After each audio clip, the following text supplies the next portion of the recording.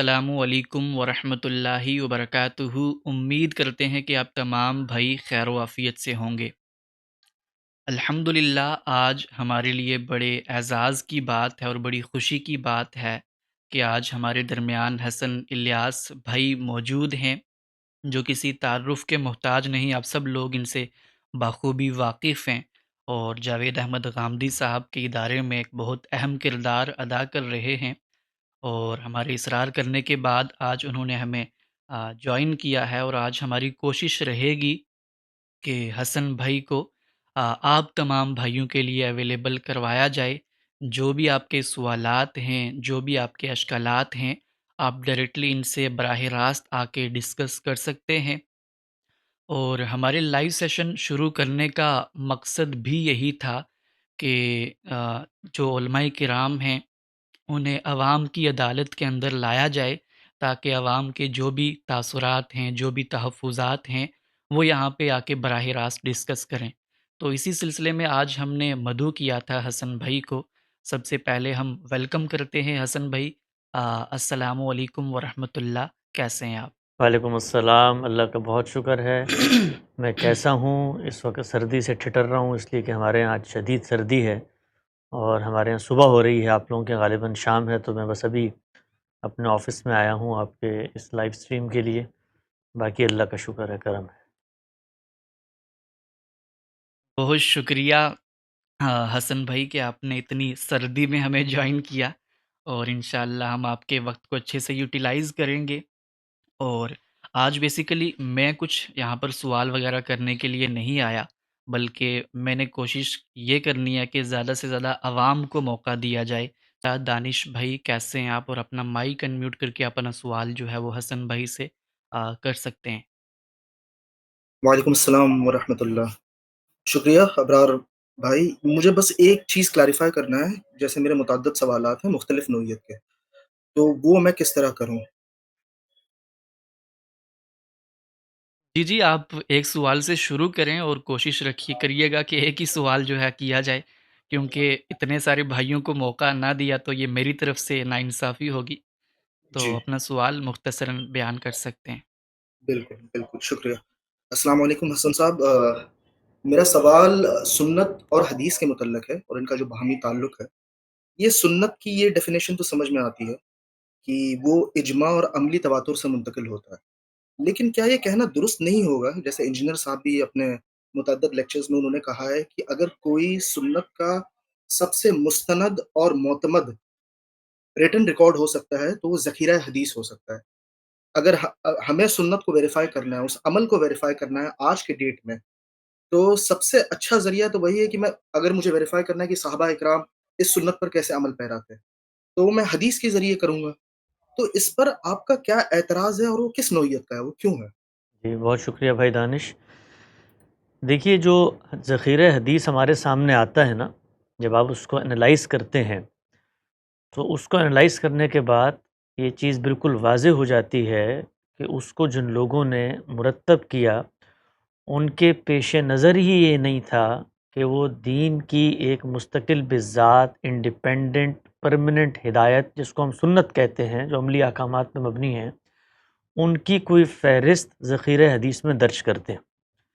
یہ چیز بالکل حدیث کے ذخیرے کا انالیسس کر کے دو اور دو چار کی طرح واضح ہو جاتی ہے۔ یہ کیسے واضح ہو جاتی ہے اور ان لوگوں نے یہ کام کیوں نہیں کیا؟ یہ دو سوالات ہیں۔ پہلے سوال کو ہم لے لیتے ہیں۔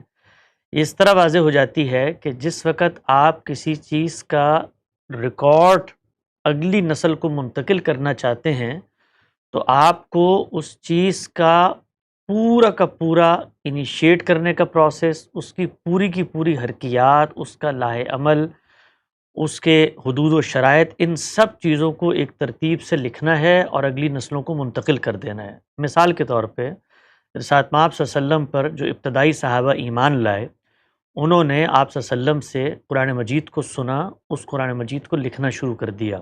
ہر شخص اپنی استطاعت کے مطابق قرآن مجید لکھ رہا تھا، جس کے پاس جو وسائل تھے۔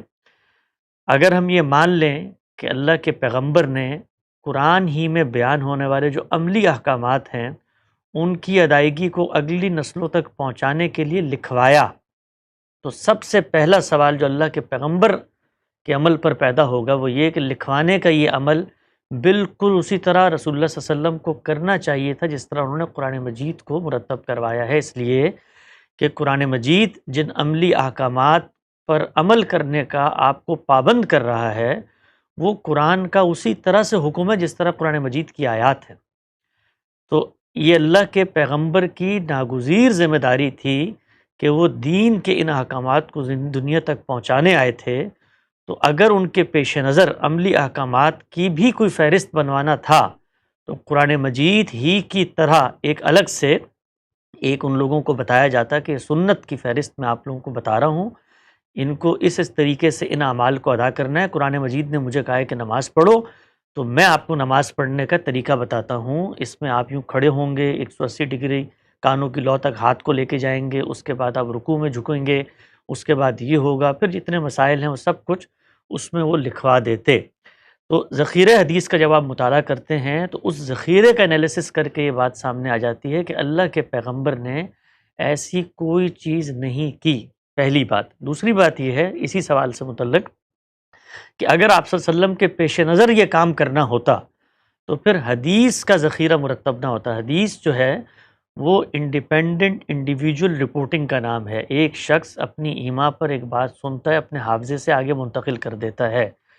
اگر آپ صلی اللہ علیہ وسلم نے یہ کام لکھ کر کروانا تھا تو پھر وہ تمام کے تمام مسلمانوں تک پہنچانا آپ کی دینی ذمہ داری تھی۔ یہ نہیں ہو سکتا تھا کہ آپ قرآن مجید تو بتائیں تمام مسلمانوں کو، وہ لکھیں بھی، یاد بھی کریں، اور سنت کے بارے میں طریقہ اختیار کریں کہ وہ چند لوگوں کی ثوابدید پر آپ چھوڑ کے چلے جائیں جس میں دین کا اتنا بڑا مستقل بذات عملی حصہ موجود ہے، اور وہ لوگ جو ہیں وہ آگے اس کے بارے میں یہ بحث کریں۔ ہم نے حدیث کیا ہے میں یہ بتانے کی کوشش کی ہے کہ صحابہ اکرام ذخیرہ حدیث کے بارے میں عہد بعہد کیا رویہ رکھتے تھے۔ تو اس میں جو سب سے جلیل القدر صحابی ہیں سیدنا ابوبکر، انہوں نے اپنے ذخیرے کو آگے پہنچانا تو درکنار جلانے تک کی بات کر ڈالی کہ بھئی اس سے اختلاط پیدا ہوگا۔ تو آپ مجھے بتائیے کہ اگر اللہ کے پیغمبر دین کا ایک مستقل بذات نوشتہ ہدایت عملی احکامات کی فہرست اس ذخیرے میں منتقل کرنا چاہتے تھے اور آپ نے یہ کی، تو یہ ان سارے سوالوں کا کیا جواب ہے؟ پھر آگے بڑھیے۔ جو چیز آپ صلی اللہ علیہ وسلم دنیا تک پہنچانا چاہ رہے ہیں ذخیرہ حدیث کے ذریعے، آپ نے پہنچائی یا نہیں پہنچائی ہمیں تو نہیں پتہ، ہمارے سامنے وہ ذخیرہ آ گیا ہے، اس ذخیرے کو اٹھائیں اور اٹھانے کے بعد کسی ایک جگہ پر ایک ہی چیز کو لے لیں۔ سب سے واضح چیز نماز ہے۔ نماز کے بارے میں اس ذخیرے میں سے جو نماز ہم پڑھتے ہیں، میں نے جس وقت گاندھی صاحب کی فکر کا طالب علمانہ مطالعے کا آغاز کیا تو جس طرح یہ اضطراب آپ کو پیدا ہوتا ہے ہمیں بھی پیدا ہوا۔ سب سے پہلے اس چیز کو ویریفائی کیا کہ جو نماز میں آج پڑھ رہا ہوں، اس نماز کے حدود و شرائط، اس نماز کی سنن، اس نماز کے قاعدے، اس نماز کی رکعتیں، اس نماز کے قانون، اس کو میں حدیث کے ذخیرے سے نکال کے لے آؤں۔ آپ یقین جانیں مجھے ناکامی ہوئی، اس لیے کہ وہاں پر جو چیز زیر بحث ہے وہ سرے سے یہ ہے ہی نہیں کہ وہ ہمیں یہ بتائے کہ نماز ہوتی کیا ہے۔ وہ تو نماز کو ایک مانی جانے والی حقیقت سمجھ کر رسالت مآب صلی اللہ علیہ وسلم نے جو نماز پڑھی ہے ان کیفیات کو صحابہ کرام نے دیکھا اور آگے منتقل کر دیا۔ مثال کے طور پہ اللہ کے پیغمبر نماز کے اوقات میں اول وقت میں نماز پڑھتے تھے یا تھوڑی تاخیر سے پڑھتے تھے۔ اسی طرح سے نماز کے جو اعمال ہیں وہ اللہ کے پیغمبر کیسے ادا کیا کرتے تھے، رکوع کی کیا کیفیت تھی، سجدوں کی کیا کیفیت تھی، یہاں تک کہ یہ تو آ جائے گا کہ اللہ کے پیغمبر نے کسی سفر کے موقع پہ قصر کر لی، لیکن قصر نماز کی کیسے جائے گی؟ اس کے اندر ان رکعتوں میں جن میں 4 رکعتیں ہوتی ہیں ان کو 2 کیا جائے گا، اور جو مغرب کی ہے اس کو پورا پڑھا جائے گا۔ یہ قانون کا ہے، وہ تک بیان نہیں ہوتا۔ تو یہ جو بات ہے یہ بات ایسے نہیں ہے کہ حدیث کی کوئی اہمیت کم کرنے کے لیے ہم کہتے ہیں کہ حدیث کو ایک طرف رکھ دو، اجماع اور تواتر سے لو۔ اس کی وجہ یہ ہے کہ اللہ کے پیغمبر نے وہ عملی احکامات تھے، وہ عملی احکامات تھے، ایک تو ان سے لوگ ناواقف نہیں تھے۔ اگر لوگ ناواقف ہوتے تو سب سے پہلے اللہ کے پیغمبر اور قرآن مجید کے ذمہ یہ تھا کہ وہ ان اصطلاحات کا تعارف کراتی۔ صلاۃ کہا ہی نہیں جا سکتا تھا، اور اسی طریقے سے زکوٰۃ کہا ہی نہیں جا سکتا تھا، اس لیے کہ ان کے مسمى، ان کے مصداقات پہلے سے موجود تھے۔ تو اللہ کے پیغمبر نے اس قوم میں آ کر نماز کی بات کی، حج کی بات کی، زکوٰۃ کی بات کی، جو ان چیزوں سے واقف ہے، جو ان کو ادا کر رہی ہے۔ دیکھیے قرآن مجید نے کیا کہا، بربادی ہے حرم کے پروہت ان نمازیوں کے لیے۔ نمازیں ہوتی تھیں، حرم شریف وہاں پر تھا، حج ہوتا تھا، اعتکاف ہوتا تھا۔ اسی طریقے سے یہ اعتکاف ہی کی روایت ہے جو غار حرا میں آپ کو ملتی ہے، رسالت میں آپ صلی اللہ علیہ وسلم وہاں گئے ہیں۔ تو یہ سب چیزیں آپ نے خود عمل سے پیچھے سے پرسیو کی، ان میں اللہ کی ہدایت کے مطابق تجدید کی، ان کی اندر کوئی خامی تھی، کوئی غلطی تھی، اس کو ٹھیک کیا۔ بلکہ خود قرآن مجید نے جو پیچھے سے سنن چلی آ رہی ہیں ان کے اندر جو بدعات شامل تھی ان کو موضوع بنایا۔ آپ ذرا حج کے بارے میں پڑھیں قرآن مجید میں، تو کہیں پر اللہ تعالیٰ یہ نہیں بتا رہے کہ آؤ میں تمہیں حج انیشیٹ کرنا سکھاتا ہوں۔ روزوں کی فرضیت کی اگر آپ روایت قرآن مجید میں آیت کو پڑھیں تو وہ آیت اس وقت نازل ہو رہی ہے جب روزے فرض ہو چکے ہیں۔ اس کو اللہ تعالیٰ کہتے ہیں ایام معدودات ہیں، تم جانتے ہو یہ کون سے دن ہیں، قرآن مجید میں تو کہیں نہیں آیا۔ تو اللہ کے پیغمبر اللہ کی براہ راست ہدایت کو لے کر اس چیز کو جاری کر رہے ہیں، اور وہ عملی چیزیں ہیں، اور عملی چیزیں لوگ دیکھتے ہیں تو اس کو اپنانا شروع کر دیتے ہیں۔ اس کو لکھ کر منتقل کرنا دنیا کا سب سے مشکل کام ہے۔ آج بھی ہمیں بھی کوئی عملی چیز منتقل کرنی ہوتی ہے تو ہم لکھ کر نہیں کرتے۔ مثال کے طور پہ آپ کو کسی کو ایکسرسائز ہی سکھانی ہو کہ اس طرح کھڑے ہو، اس طرح ٹانگیں کھولو، اس طرح نیچے جھکو، تو آپ کو فزیکلی پریکٹیکلی کر کے دکھانا پڑتا ہے۔ تو اللہ کے پیغمبر اس قوم میں موجود تھے، اور اتنا لمبا عرصہ انہوں نے اس میں نمازیں پڑھی، اس میں حج کیا، اس میں زکوٰۃ کی چیزوں کے بارے میں ان کے ساتھ معاملات کیے۔ ان سب کو مسلمانوں کے کسی ایک فرد نے نہیں سنا، نہ سن کے اس نے کسی کاغذ پہ لکھ لیا جو 200 سال بعد کسی کتاب میں سامنے آیا، اور اس کے اوپر یہ بحث ہوتی ہے کہ یہ روایت تو ضعیف ہے، یہ روایت تو منقطع ہے، یہ روایت تو مرسل ہے۔ انہوں نے لوگوں کو وہ سارے کے سارے اعمال سکھائے اور ان اعمال کو آگے منتقل کر دیا گیا۔ اب سوال جو رہ جاتا ہے وہ یہ کہ میں آج ویریفیکیشن کا عمل کیسے کروں گا؟ تو اس کے بارے میں ہم نے اپنی اس 23 اعتراضات سیریز میں جب گفتگو کی ہے، حدیث کیا ہے، تو لوگوں کو توجہ دلائی ہے کہ علم کی روایت کو سمجھیں۔ یہ بات ہم پہلی دفعہ آج نہیں کر رہے، علم کی روایت کو جانیں، انہوں نے اس کا جواب دیا ہے، انہوں نے سمجھایا یہ عمل کیسے ہوتا ہے۔ آپ دور اول کو دیکھیں گے، آپ متوسط دور کو دیکھیں گے، اور آپ آخری دور کو دیکھیں گے۔ اس دور کی جو تاریخ ہے کہ اس میں مسلمان بطور دینی اعمال کے کن چیزوں کو مشروع سمجھتے ہیں، وہ ذخیرہ حدیث میں نہیں ہے، وہ اصلاً ذخیرہ فقہ کے اندر ہے۔ تو اب آپ کوئی کہنے والا یہ کہہ سکتا ہے کہ یار دیکھو حدیث کو تو مانتے نہیں، اس کی جگہ فقہ کو لا کے کھڑا کر دیا۔ کھڑا ہم نے اللہ کے پیغمبر کو کیا ہے، انہوں نے یہ اعمال آگے منتقل کیے ہیں۔ ہم آج بیٹھ کر اگر ان کی ویریفیکیشن کا عمل کرنا بھی چاہتے ہیں تو اپنے عہد کو دیکھیں گے، اس کے بعد متوسط عہد کو دیکھیں گے، اور پھر شروع سے دیکھیں گے کہ کیا یہ معاملہ بعد میں تو شروع نہیں ہوا۔ اس کی ایک مثال دیتا ہوں میں آپ کو۔ ہمارے ہاں ایک دینی عمل کے طور پہ مشروع سنت رائج ہے نو مولود کے کان میں اذان دینا۔ جس وقت مسلمانوں میں یہ فکر غلبہ پانے لگی، جس کا آپ نے یہاں پر بیان کیا ہے کہ سنت کا حصول تو خبر واحد اور یہ جو ہمارے پاس ذخیرہ حدیث ہے اس سے بھی کیا جائے گا، تو اس میں معاملات خلط ملط ہوئے۔ تو لوگوں کو جو غلط فہمی ہوئی، انہوں نے اپنے عہد کو دیکھا، متوسط عہد کو بھی دیکھا، لیکن پہلے عہد کو نہیں دیکھا۔ تو جب پہلے عہد کو جا کر ہم نے دیکھا تو معلوم ہوا کہ یہ تو روایت ہی ثابت نہیں چاہیے جائے کہ اس کو سنت قرار دیا جائے۔ تو یہ طریقہ کار ہے جس کے مطابق ہم یہ کہتے ہیں کہ اللہ کے پیغمبر نے علم کے اس محکم ذریعے کے ساتھ دین کے اعمال کو منتقل کیا ہے، جس میں غلطی کا امکان یہ عقلاً محال ہے۔ یہ ہو نہیں سکتا کہ اتنی بڑی تعداد حجۃ الوداع کے موقع پر ہی تعداد لاکھ سے زائد پہنچ گئی ہے، وہ سب کے سب جمع ہوں اور کہیں آج سے ہم جھوٹ بولیں گے، اور اس کے بعد نماز کی رکعتوں کو تبدیل کر دیں، اور جو کچھ سنتیں اللہ کے پیغمبر نے ان کو سکھائی ان کو تبدیل کر دیں۔ یہ وجہ ہے اس میں جو لوگ عام طور پہ حدیث کو لا کر کھڑا کر دیتے ہیں اجماع اور تواتر کے مقابلے میں، ان کو اندازہ نہیں ہے وہ کر کیا رہے ہوتے ہیں۔ دین کا مستقل بذات حصہ ہے جو قیامت تک میں نے اپنانا ہے، اس کے لیے جو میڈیم مجھے وہ دیتے ہیں اس میڈیم کے بارے میں یہ طے ہے کہ وہ ظنی ہے، یعنی اس پر ہمارے علم کا اتفاق ہے کہ اس میں غلطی اور صحت دونوں کے امکانات ہیں۔ پھر اس میڈیم سے جب کوئی آپ چیز اخذ کرتے ہیں تو وہ میڈیم بتاتا ہے کہ میں انیشیٹ نہیں کر رہا، تو پھر اس کے لیے جو کچھ کیا جاتا ہے، جب انسان کی کی بنیاد غلط ہو جائے تو پھر ادنا مماثلتیں تلاش کر کے وہاں سے نماز برآمد کی جاتی ہے، وہاں سے زکوٰۃ برآمد کی جاتی ہے، اور پھر چونکہ اصول بنا لیا ہے کہ جی یہ تو ضمنی ماخذ ہے، اور پھر ایک دوسرا اصول بنا لیا کہ جو فرائض ہیں واجبات ہیں اس میں قطعی ماخذ سے استدلال ہوگا، تو پھر قرآن مجید کی طرف جایا جاتا ہے۔ کبھی آپ فقہ کی کوئی کتاب اٹھائیں، ہدایہ اٹھا لیں، قدوری اٹھا لیں، یا آپ کنز الدقائق اٹھا لیں، آپ اس میں نماز کی فرضیت کی بحث نکالیں۔ اردو میں موجود بھی ہیں یہ کتابیں، اگر آپ انٹرنیٹ پہ دیکھنا چاہیں، ترجمے ہو چکے ہیں اس کے۔ تو نماز کی فرضیت کی آپ بحث وہاں پہ دیکھیں تو وہاں پر وہ یہ بتاتے ہیں کہ یہ نماز کے فرائض ہیں، یہ واجبات ہیں، یہ سنتیں ہیں، اور فرائض کہاں سے ثابت ہوتے ہیں؟ قرآن مجید سے۔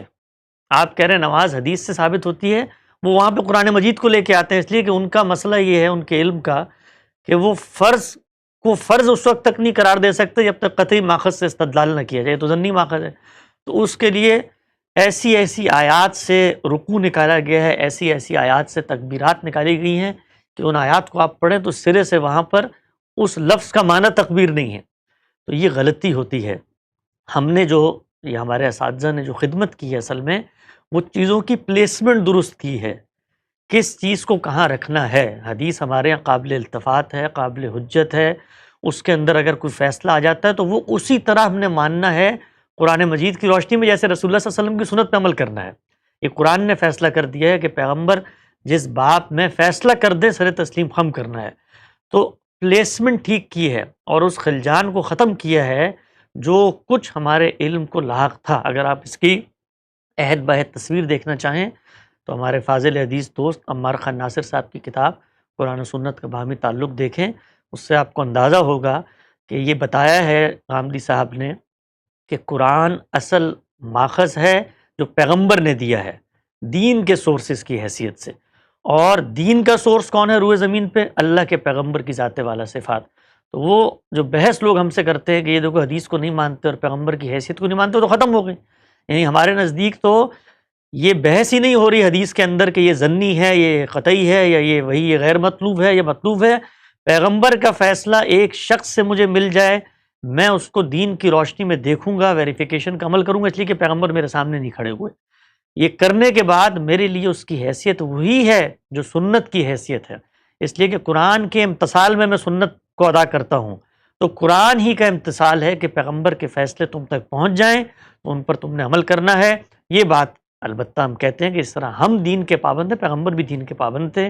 آپ مجھے پیغمبر کی نسبت سے کوئی ایسی بات لا کے بتاتے ہیں جو دین کے فور کارنر سے باہر ہے، جو قرآن مجید کے خلاف ہے، تو پھر میں اس بات کی تعویل کروں گا اور میں کہوں گا کہ لوگوں کو سمجھنے میں غلطی ہوئی ہے۔ اللہ کے پیغمبر کبھی بھی قرآن مجید سے زائد، قرآن مجید کو منسوخ کر کے، قرآن مجید پہ کوئی اضافہ کر کے یہ کام نہیں کر سکتے۔ تو یہ کیٹیگرائزیشن کا عمل ہم نے کیا اور بتایا کہ حدیث کے اندر کیا چیز زیر بحث ہے، رسالت مآب صلی اللہ علیہ وسلم کے علم و عمل کی تاریخ ہے، آپ کی سیرت و سوانح ہے، دین پر آپ کے عمل کا نمونہ ہے، اس کو اسوہ حسنہ کہیے، اس کو آپ سنت کہتے ہیں تو اس سے خلط مبس پیدا ہوتا ہے۔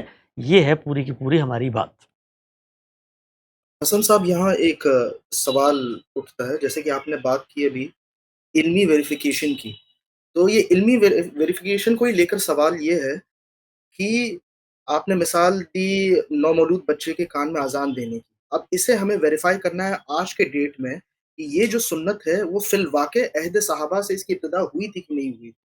اب وہ تو آپ نے ویریفائی حدیث سے ہی کیا ہے نا، آپ کو حدیث سے ہی پتا چلا کہ ہاں اس کے متعلق روایات تو ساری ضعیف نکلی ہیں، اس وجہ سے وہاں سے ابتدا نہیں ہوئی۔ نہیں، ایسا نہیں ہوا۔ حدیث بھی موجود ہے کہ رسالت مآب صلی اللہ علیہ وسلم، کیونکہ حدیث میں جو سنتیں جن پر آپ صلی اللہ علیہ وسلم عمل کر رہے ہیں اس کا کیفیت کا بیان تو حدیثوں میں آ رہا ہے۔ یعنی یہ تو کہیں نہیں کہا ہم نے کہ جو اعمال آپ صلی اللہ علیہ وسلم نے ادا کیے انہی کی تو کیفیات کا بیان ہے۔ ذخیرہ حدیث انہی پر تو مبنی ہے کہ آپ صلی اللہ علیہ وسلم نے نماز کیسے پڑھی، حج کیسے کیا۔ دین پر آپ کا عمل ہے، آپ کی تفہیم و تبیین، آپ کی شرح و وضاحت، وہ سب کچھ اس کے اندر آتی ہے۔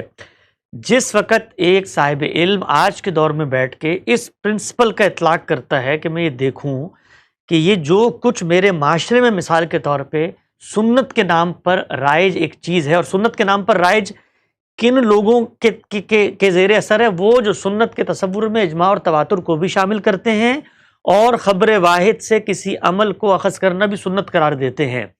تو اب پہلے مرحلے میں آپ کو یہ لگے گا کہ یہ چیز تو اجماع اور تواتر سے ثابت ہے، کیونکہ آپ نے اس کی تحقیق نہیں کی۔ آپ جب پیچھے جاتے ہیں تو معلوم یہ ہوتا ہے کہ ابتدائی صحابہ تو اس سے واقف ہی نہیں ہے کہ اس کو دین کے طور پہ کوئی مشروع عمل کیا گیا ہے۔ تب آپ کو یہ معلوم ہوتا ہے کہ یار یہ پھر بات آئی کہاں سے؟ تو پھر اندازہ یہ ہوتا ہے کہ اس کی اصل بنا استدلال روایت ہے، نہ کہ اجماع اور تواتر ہے۔ تو روایت پر جب تحقیق ہوتی ہے، روایت پر بھی غور و فکر ہم کریں گے نا، اس لیے کہ حسن صاحب یہاں جو آپ نے کہا کہ عہد صحابہ سے ہمیں یہ پتہ چل، یعنی وہاں سے ابتدا نہیں ہوئی، ہمیں سمجھ میں آ جاتی، یہ کس سورس؟ یہ مسلمانوں کے علم میں نقل ہوئی ہے، اور اسی مسلمانوں کے علم میں یہ بات لکھ دی جاتی ہے کہ بھائی یہ چیز ہم اخذ کہاں سے کر رہے ہیں۔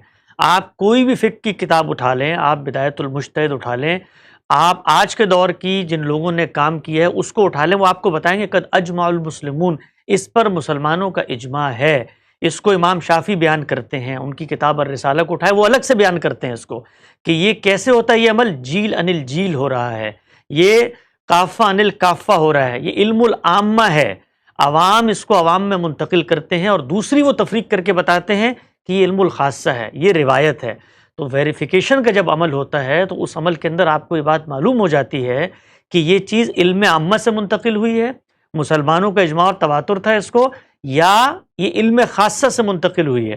تو اس سنت کی جب ویریفیکیشن کا عمل کیا گیا تو معلوم یہ ہوا کہ اس کی بنا استدلال علم عامہ نہیں ہے، اجماع اور تواتر نہیں ہے، بلکہ ایک روایت ہے، اور روایت ہمارے لیے قابل حجت بنتی ہے، اس لیے کہ ہم روایت کو اٹھا کے پھینکنے کے قائل نہیں ہیں، ہم یہ غور کرتے ہیں کہ روایت میں بات آ کیسے گئی بھائی، اگر یہ چیز مسلمانوں کا عمل اس کو اس طریقے سے آگے منتقل نہیں کر رہا، مسلمانوں کا علم پہلے دور کے اندر اس کو آگے بیان نہیں کر رہا، تو روایت میں یہ چیز کیسے آ گئی؟ تو روایت کی تحقیق ہوتی ہے، اس پر بڑا اچھا مقالہ ہے علمی انداز میں، اگر آپ اس پورے مسئلے کو سمجھنا چاہیں، ڈاکٹر عامر گزدر صاحب کا آن لائن بھی موجود ہے، انہوں نے اس کی پوری تحلیل کی ہے، مسلمانوں کا پورا علم اس کے بارے میں بتایا ہے کہ یہ روایات دوسری تیسری صدی ہجری میں کیسے سامنے آئیں، پہلی صدی ہجری کے محدثین اس سے کیوں ناواقف ہیں، یہ سب چیزیں آپ وہاں دیکھ سکتے ہیں۔ جو آپ کا سوال ہے، سوال ہر طالب علم کے ذہن میں یہ اٹھتا ہے کہ ویریفیکیشن کا عمل ہوگا کیسے؟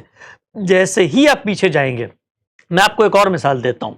مثال کے طور پر اس وقت آپ نے دیکھا ہوگا کہ یہ جو ذی الحجہ کا مہینہ آتا ہے، اس میں ایک روایت آتی ہے جس میں اللہ کے پیغمبر نے یہ کہا ہے کہ آپ نے جس وقت ذی الحجہ کا چاند دیکھ لو تو قربانی تک نہ بال کاٹنے ہیں نہ ناخن تراشنے، ٹھیک ہے؟ یہ بات روایت میں آ گئی۔ اب جب یہ روایت میں آ گئی تو اس کے اوپر بحثیں شروع ہو گئیں، لوگوں نے کہا بھائی یہ رسالت مآب صلی اللہ علیہ وسلم کا کوئی مشورہ ہے، آپ نے کوئی تلقین نصیحت کی ہے، یا دین میں اس کی حیثیت کیا ہے؟ سعید بن مسیب کہتے ہیں کہ ان کے دور میں، تابعی ہیں، ان کے دور میں لوگوں نے اس کو ترک کر دیا اور لوگ اس سے بالکل ناواقف ہو گئے۔ اب میں اور آپ آج اس کے بارے میں کیا طرز عمل اپنائیں گے؟ تو ہمارا طریقہ کار کیا؟ میں صرف میتھڈالوجی آپ کو سمجھاتا ہوں، اس سے آپ کو سمجھ میں آئے گا کہ ہم چیزوں کو دیکھتے کیسے ہیں۔ ہم لوگ کیا کرتے ہیں؟ ہم سب سے پہلے دیکھتے ہیں کہ جس چیز کا بیان روایتوں میں آ رہا ہے اس کی اصل کہاں پائی جاتی ہے، اس کی اصل کو دریافت کریں۔ تو معلوم یہ ہوا کہ اس کی جو اصل ہے وہ حج کے مناسک میں پائی جاتی ہے۔ یہ حج کے اندر آپ یہ کرتے ہیں کہ جب آپ احرام باندھ لیتے ہیں اس کے بعد قربانی کرنے تک یہ کام نہیں کرتے۔ تو اب اللہ کے پیغمبر نے ایک مشروع عمل کو بطور نفل، بطور تطوع لوگوں کو کرنے کی نصیحت کی۔ اب ہماری بنا استدلال روایت نہیں بنے گی، ہماری بنا استدلال حج کے وہ مشروع اعمال ہیں جو اجماع اور تواتر سے منتقل ہوئے ہیں۔ لہٰذا سعید بن مسیب کے دور میں اگر لوگوں نے اس کو ترک بھی کر دیا ہے تب بھی ہم اس کو اپنائیں گے، اور کسی دور کے اندر وہ اپنائے ہوئے ہیں لیکن اس کی اصل بنا استدلال دین کے ماخذ میں نہیں پائی جاتی، وہاں پر اجماع اور تواتر سے وہ اعمال منتقل ہوئے تو اس میں پائی جاتی تھی، ہم نے ایکسیپٹ کیا، یہاں نہیں پائی جاتی تو ہم نے اس کو ریجیکٹ کر دیا۔ درست بات، یہ واضح ہو گیا۔ یہ ایک چیز واضح کرتے ہیں جب ہم کہتے ہیں کہ پہلے دور کا علم، مسلمانوں کا علم، تو اس میں کیا کیا چیزیں شمار ہوتی ہیں؟ اس میں سب سے پہلے میرے ناقص علم کے حد تک تو ذخیرہ حدیث سب سے ٹاپ پر آنی چاہیے اس میں۔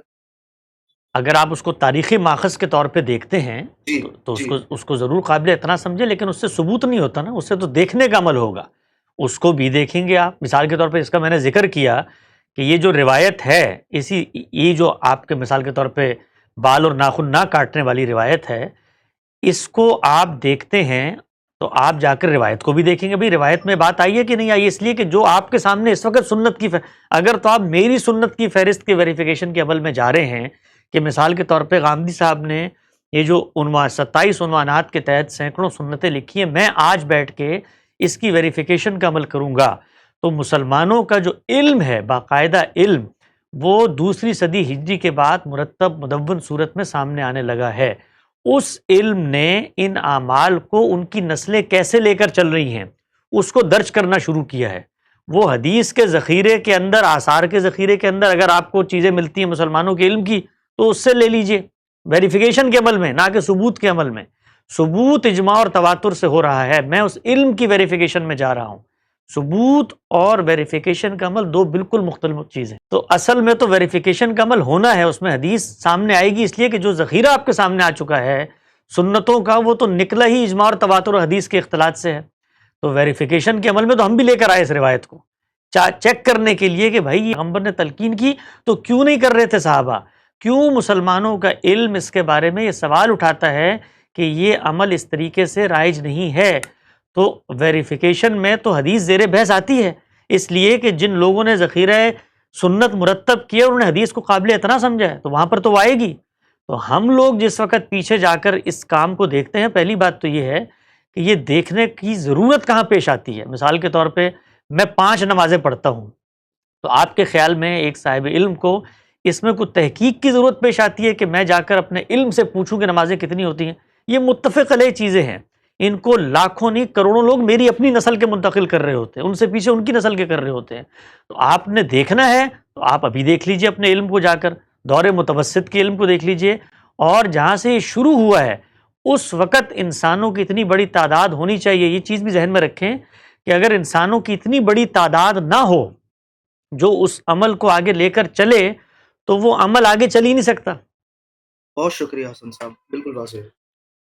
جی، جزاک اللہ حسن بھائی، بہت تفصیل کے ساتھ اور بڑی خوبصورتی کے ساتھ آپ نے ایڈریس کیا سنت اور حدیث کا فرق، اور دانش بھائی سے ہم اجازت لینا چاہیں گے۔ اب شہباز علی بھائی اپنا مائک انمیوٹ کر کے اپنا سوال جو ہے وہ کر سکتے ہیں۔ السلام علیکم۔ وعلیکم السلام۔ میرا بھی اسی کے ریلیٹڈ تھا سوال، سنت اور حدیث کے، جو میں سمجھاؤں گا حمدی صاحب کی کہ جو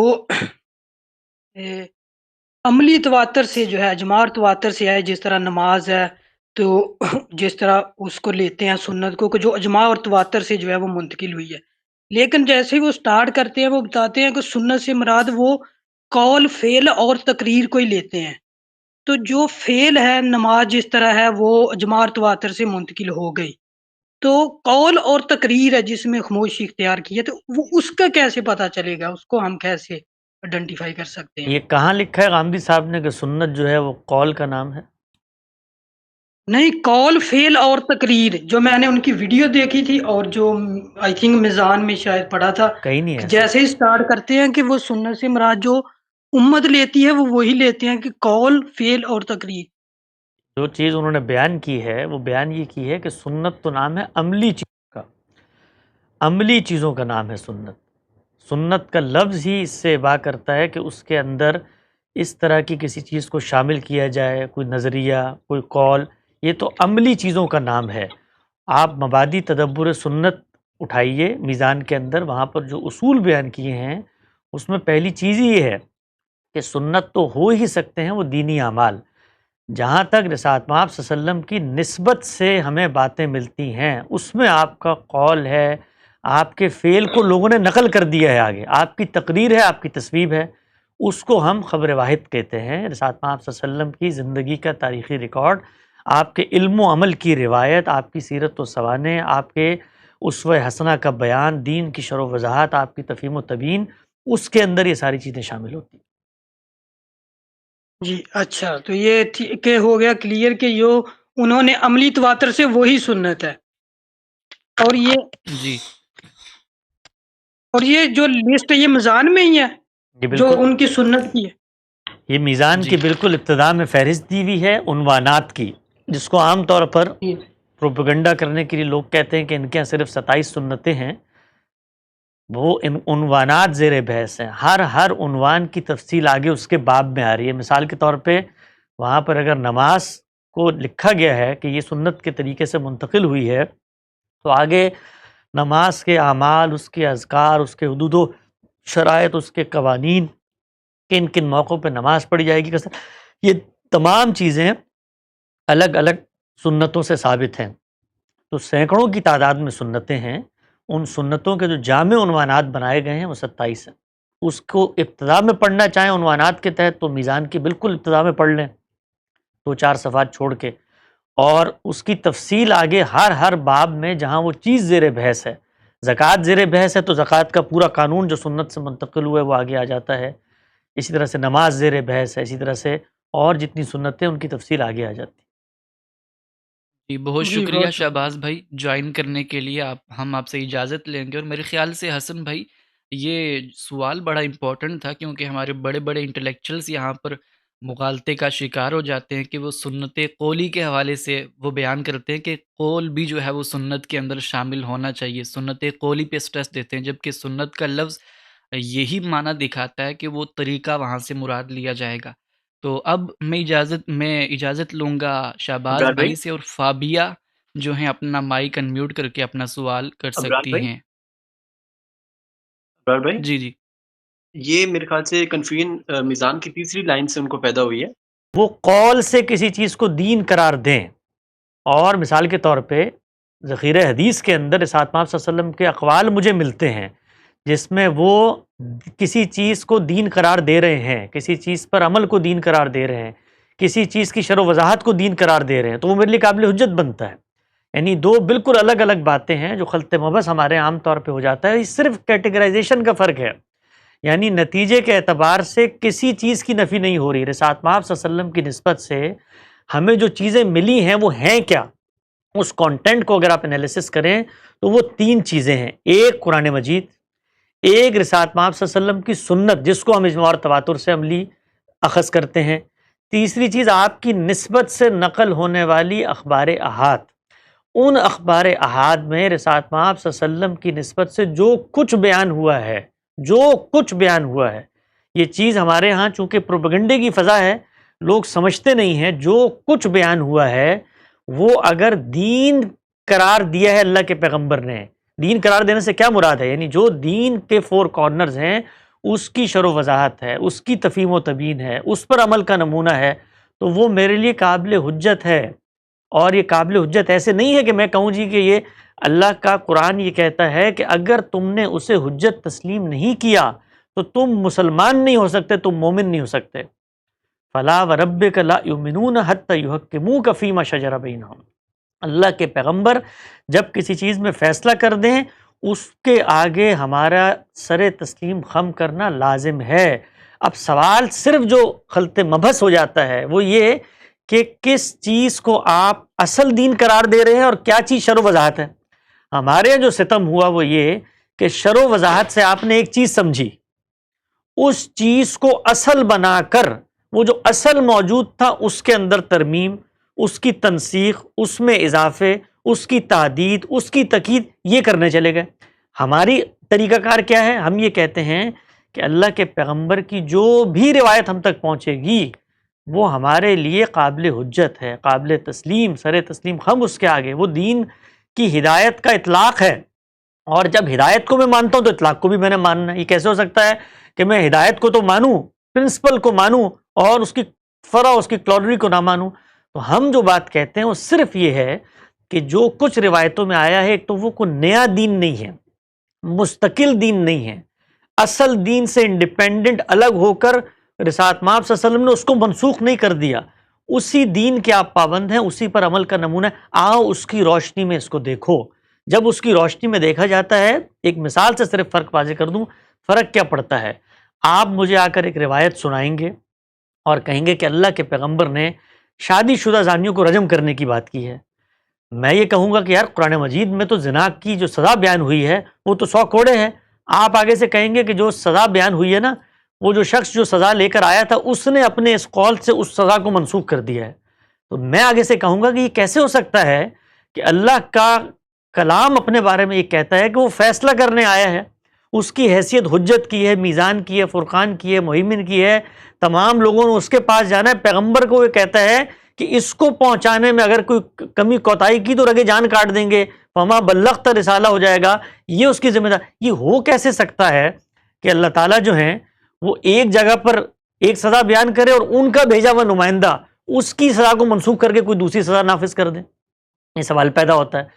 اگلا سوال یہ پیدا ہوتا ہے تو اس کے جواب میں آپ کہیں گے بہت ساری ایسی آیات ہیں جو منسوخ التلاوہ ہو گئی، ان کا حکم باقی ہے۔ تو میں آگے بڑھ کے کہوں گا بھی قرآن مجید کو پڑھو، وہاں پر جو منسوخ آیتیں ان کو اللہ نے وہاں رکھ دیا، اور یہ جو ابدی ہدایت دینی تھی اس کو وہاں سے نکال کے آپ اس روایت میں لا کے رکھ دیا۔ تو یہ میرے اور آپ کے جو فریم آف ریفرنس ہے اس میں اختلاف پیدا ہوتا چلا جائے گا۔ اس کا آخری نتیجہ کیا نکلے گا؟ آپ کہیں گے روایت اصل ہے اور اس کی روشنی میں قرآن کی آیت منسوخ ہے۔ میں کیا کہوں گا؟ میں یہ کہوں گا کہ اس کی روشنی میں دین اور قرآن کو سمجھنے کے بجائے قرآن کی روشنی میں اس کو سمجھو تو تم پر یہ بات واضح ہو جائے گی کہ اللہ کے پیغمبر نے یہ محض زنا کی سزا شادی شدہ اور غیر شادی شدہ کی تقسیم پہ رجب نہیں کی، بلکہ اللہ نے خود قرآن میں ایک دوسری سزا بیان کی ہوئی ہے، اور وہ فساد فی الارض کی سزا ہے، اور اس میں 4 سزائیں ہیں، اور جو روایت تم پیش کر رہے ہو اس کے اندر غیر شادی شدہ کو جو 100 کوڑوں کی سزا دی ہے اس میں فساد کی بھی سزا دے دی جیلا وطنی کی۔ تو اس کی روشنی میں غور کرو تو تمہیں روایت سمجھ میں آ جائے گی۔ سارا کا سارا جو اختلاف پیدا ہوتا ہے غامدی صاحب سے ہمارے علم کو، وہ اس کیٹیگرائزیشن کے عمل کو نہ سمجھنے کے نتیجے میں ہوتا ہے۔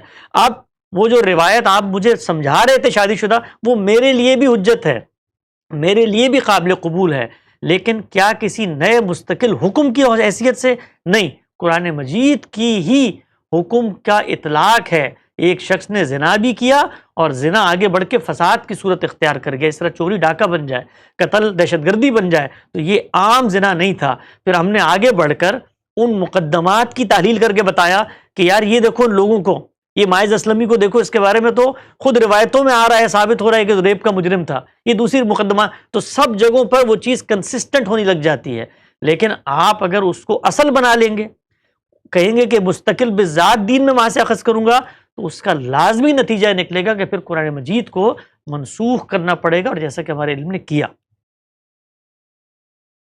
جی بالکل حسن بھائی اور اکرمہ بھائی، آپ کا بھی شکریہ یہ پوائنٹ ایڈ کرنے کے لیے۔ استاد جی، ہم خوارج کے نقطہ نظر کے حوالے سے پڑھتے ہیں کہ وہ رسول اللہ کی تشریح حیثیت کو تو تسلیم کرتے تھے، لیکن آیت کے ظاہری الفاظ سے وہ حکم اخذ کرتے تھے، اور ہمیں دوسری جانب ایک واقعہ بھی ملتا ہے کہ نبی صلی اللہ علیہ وسلم نے حکم دیا تھا صحابہ کی جماعت کو، جب بھیجا تھا کہیں کہ آپ لوگوں نے فلاں جگہ پہنچ کر عصر کی نماز پڑھ لینی ہے۔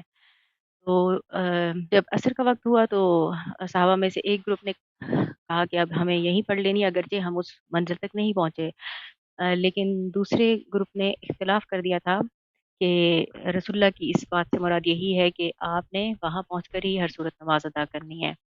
تو کچھ نے وہیں ادا کر لی رستے میں ہی، اور کچھ منزل پر پہنچ کر بقیہ نے نماز ادا کی، اور جب رسول اللہ کے علم میں لایا گیا تو انہوں نے دونوں کو ہی ٹھیک قرار دیا، یعنی لفظ کو، جملے کو ظاہری طور پر لینے والے بھی اور اس کے باطن میں جھانکنے والے بھی۔ تو اس لحاظ سے اگر ہم خوارج کے نقطہ نظر کو دیکھیں اس گروہ میں، تو ہم یہ نہیں کہہ سکتے کہ رسول اللہ نے دونوں طرح کے افراد کے لیے یہ گنجائش چھوڑی ہے، جو کسی چیز کو ظاہر میں دیکھتے ہیں وہ بھی ٹھیک اسلوب پہ چل رہے ہیں، کیونکہ یہ بھی مزاج فطرتاً پایا جاتا ہے افراد میں، اور جو باطن میں جائیں۔ اس حوالے سے آپ کیا کہیں گے؟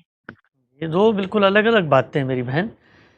خوارج کا جو طرز عمل تھا وہ یہ نہیں تھا جو صحابہ کرام کی مثال آپ نے دے کے بیان کیا ہے، انہوں نے لفظ کے ظاہری مفہوم کو نہیں لیا، دونوں نے ہی حقیقت کو لیا ہے، اور حقیقت کے اطلاق میں اختلاف ہو گیا ہے۔ یعنی دونوں کو پتہ ہے کہ اللہ کے پیغمبر نے کیا وجہ تھی جس کی وجہ سے کہا ہے کہ نماز وہاں پہنچ کے پڑھنا، یعنی دونوں اس کی حقیقت کو جانتے ہیں۔ آپ کے خیال میں لوگ نکلے ہیں کسی جگہ پر اور اللہ کے پیغمبر نے ان کو ایک تلقین اور نصیحت اور ہدایت کی ہے، وہ ہدایت ان کے لیے یعنی بغیر کسی ریزن کے ہے؟ یہ کبھی ہو سکتا ہے ایسے؟ یعنی آپ نے کبھی زندگی میں اس کا تجربہ کیا ہو، آپ اپنے بچے کو کہیں کہ بھائی یہ کھانا میں تمہیں دے رہی ہوں تو تم نے یہ مثال کے طور پہ اس شہر پہنچ کے ہی کھانا ہے. کوئی وجہ ہوگی نا اس کی کہ بھئی وہاں پر مہمان بیٹھے ہوئے ہیں، وہاں لوگ تمہارا انتظار کر رہے ہیں، ہم وہ وقت پہ وہاں پہنچ جائیں گے، سب مل کر بیٹھیں گے. وہ بچہ کہتا ہے جی رستے میں ٹریفک جام ہو گئی، 3 گھنٹے میں پھنسا رہا. تو اس کے سامنے ہے یہ حقیقت کہ پہنچ کے وہیں کھانا تھا، لیکن وہ جس چیز پر عمل کرنا تھا وہ اس وقت زیادہ اہم نہیں رہی. تو جو مقصد تھا اس کو انہوں نے سامنے رکھا کہ اس سے کسی چیز میں نزانی پیدا ہوتا. جو اللہ کے پیغمبر کی ہدایت تھی اس پر اگر میں عمل درآمد کرنے کی جو حقیقت تھی اس کو ملحوظ رکھتے ہوئے ابھی اس پر عمل کر لیتا ہوں تو وہ حقیقت خراب نہیں ہوگی. وہ جو مقصد تھا کہ کہیں دیری نہ ہو جائے، لوگ اسی میں نہ پڑے رہیں، اس جگہ پر پہنچ جائیں، ہم اس مقصد کو یہاں بیٹھ کے پورا تو دونوں نے حقیقت پر عمل کیا. عمل میں اختلاف پیدا ہو گیا. ایک گروہ جو ہے اس کے نزدیک حقیقت پر عمل اس وقت پورا ہوتا تھا اس وقت وہاں پہنچ جائیں، اور دوسرا یہ کہتا تھا کہ یہ حکم جس وجہ سے دیا گیا ہے ہم اس کو خراب نہیں کر رہے، ہم پہنچ جائیں گے وقت سے، ہم نماز پڑھ لیتے ہیں. تو یہ طرز عمل صحابہ کا جو تھا اس کو خوارج کے طرز عمل سے ملانا کسی طور پہ درست نہیں ہے. خوارج پورا کا پورا ایک مائنڈ سیٹ تھا. اس مائنڈ سیٹ میں انہوں نے صرف لفظ کے ظاہر کو نہیں لیا، بلکہ جو کچھ وہ ظاہر سے سمجھ رہے تھے اس کو دین کی واحد تشریح اور تعبیر قرار دیا. پہلی چیز یہ ہے، ان دونوں صحابہ میں سے جو دونوں گروہ تھے ان میں سے دونوں کے کوئی یہ کہنے کی پوزیشن میں نہیں تھے کہ تم نے غلط کیا اور تم نے غلط کیا. اور رسالت صلی اللہ علیہ وسلم نے اسی کا فیصلہ کیا کہ تم دونوں ٹھیک ہو، اس لیے کہ دونوں اس حقیقت کو سامنے رکھ کے اطلاق میں اختلاف کر رہے ہو. تو خوارج نے تو اس سے آگے بڑھ کر قرآن مجید کے ظاہری مفہوم سے جو چیز اخذ کی ہے اس کے علاوہ کسی دوسری بات کو، کسی دوسری علت کو، کسی دوسری تعبیر کو ماننے سے انکار کر دیا. اور نہ صرف یہ کہ انکار کر دیا بلکہ انہوں نے عملاً جو اللہ کے پیغمبر نے عمل کے ذریعے سنتیں ہم نے پہنچائی تھی جو کہ بہت بڑا دین کا حصہ ہے، اسی کو مسلمان معاشرت اپناتی ہے، اس میں سے کئی چیزوں کا انکار کر دیا. تو گویا عملاً وہ قرآن ہی کا انکار ہو گیا، اس لیے کہ سنت ہمارے نزدیک قرآن کا امتثال امر ہے، قرآن کا حکم ہے، اسی کے تحت کرنا ہے. تو یہ فرق ہے ان دونوں چیزوں میں. بہت شکریہ فابیہ بہن.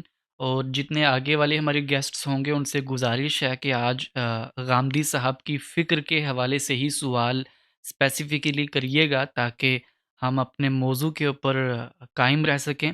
اب جو ہے عدیل بھائی اپنا مائک انمیوٹ کر کے اپنا سوال کر سکتے ہیں.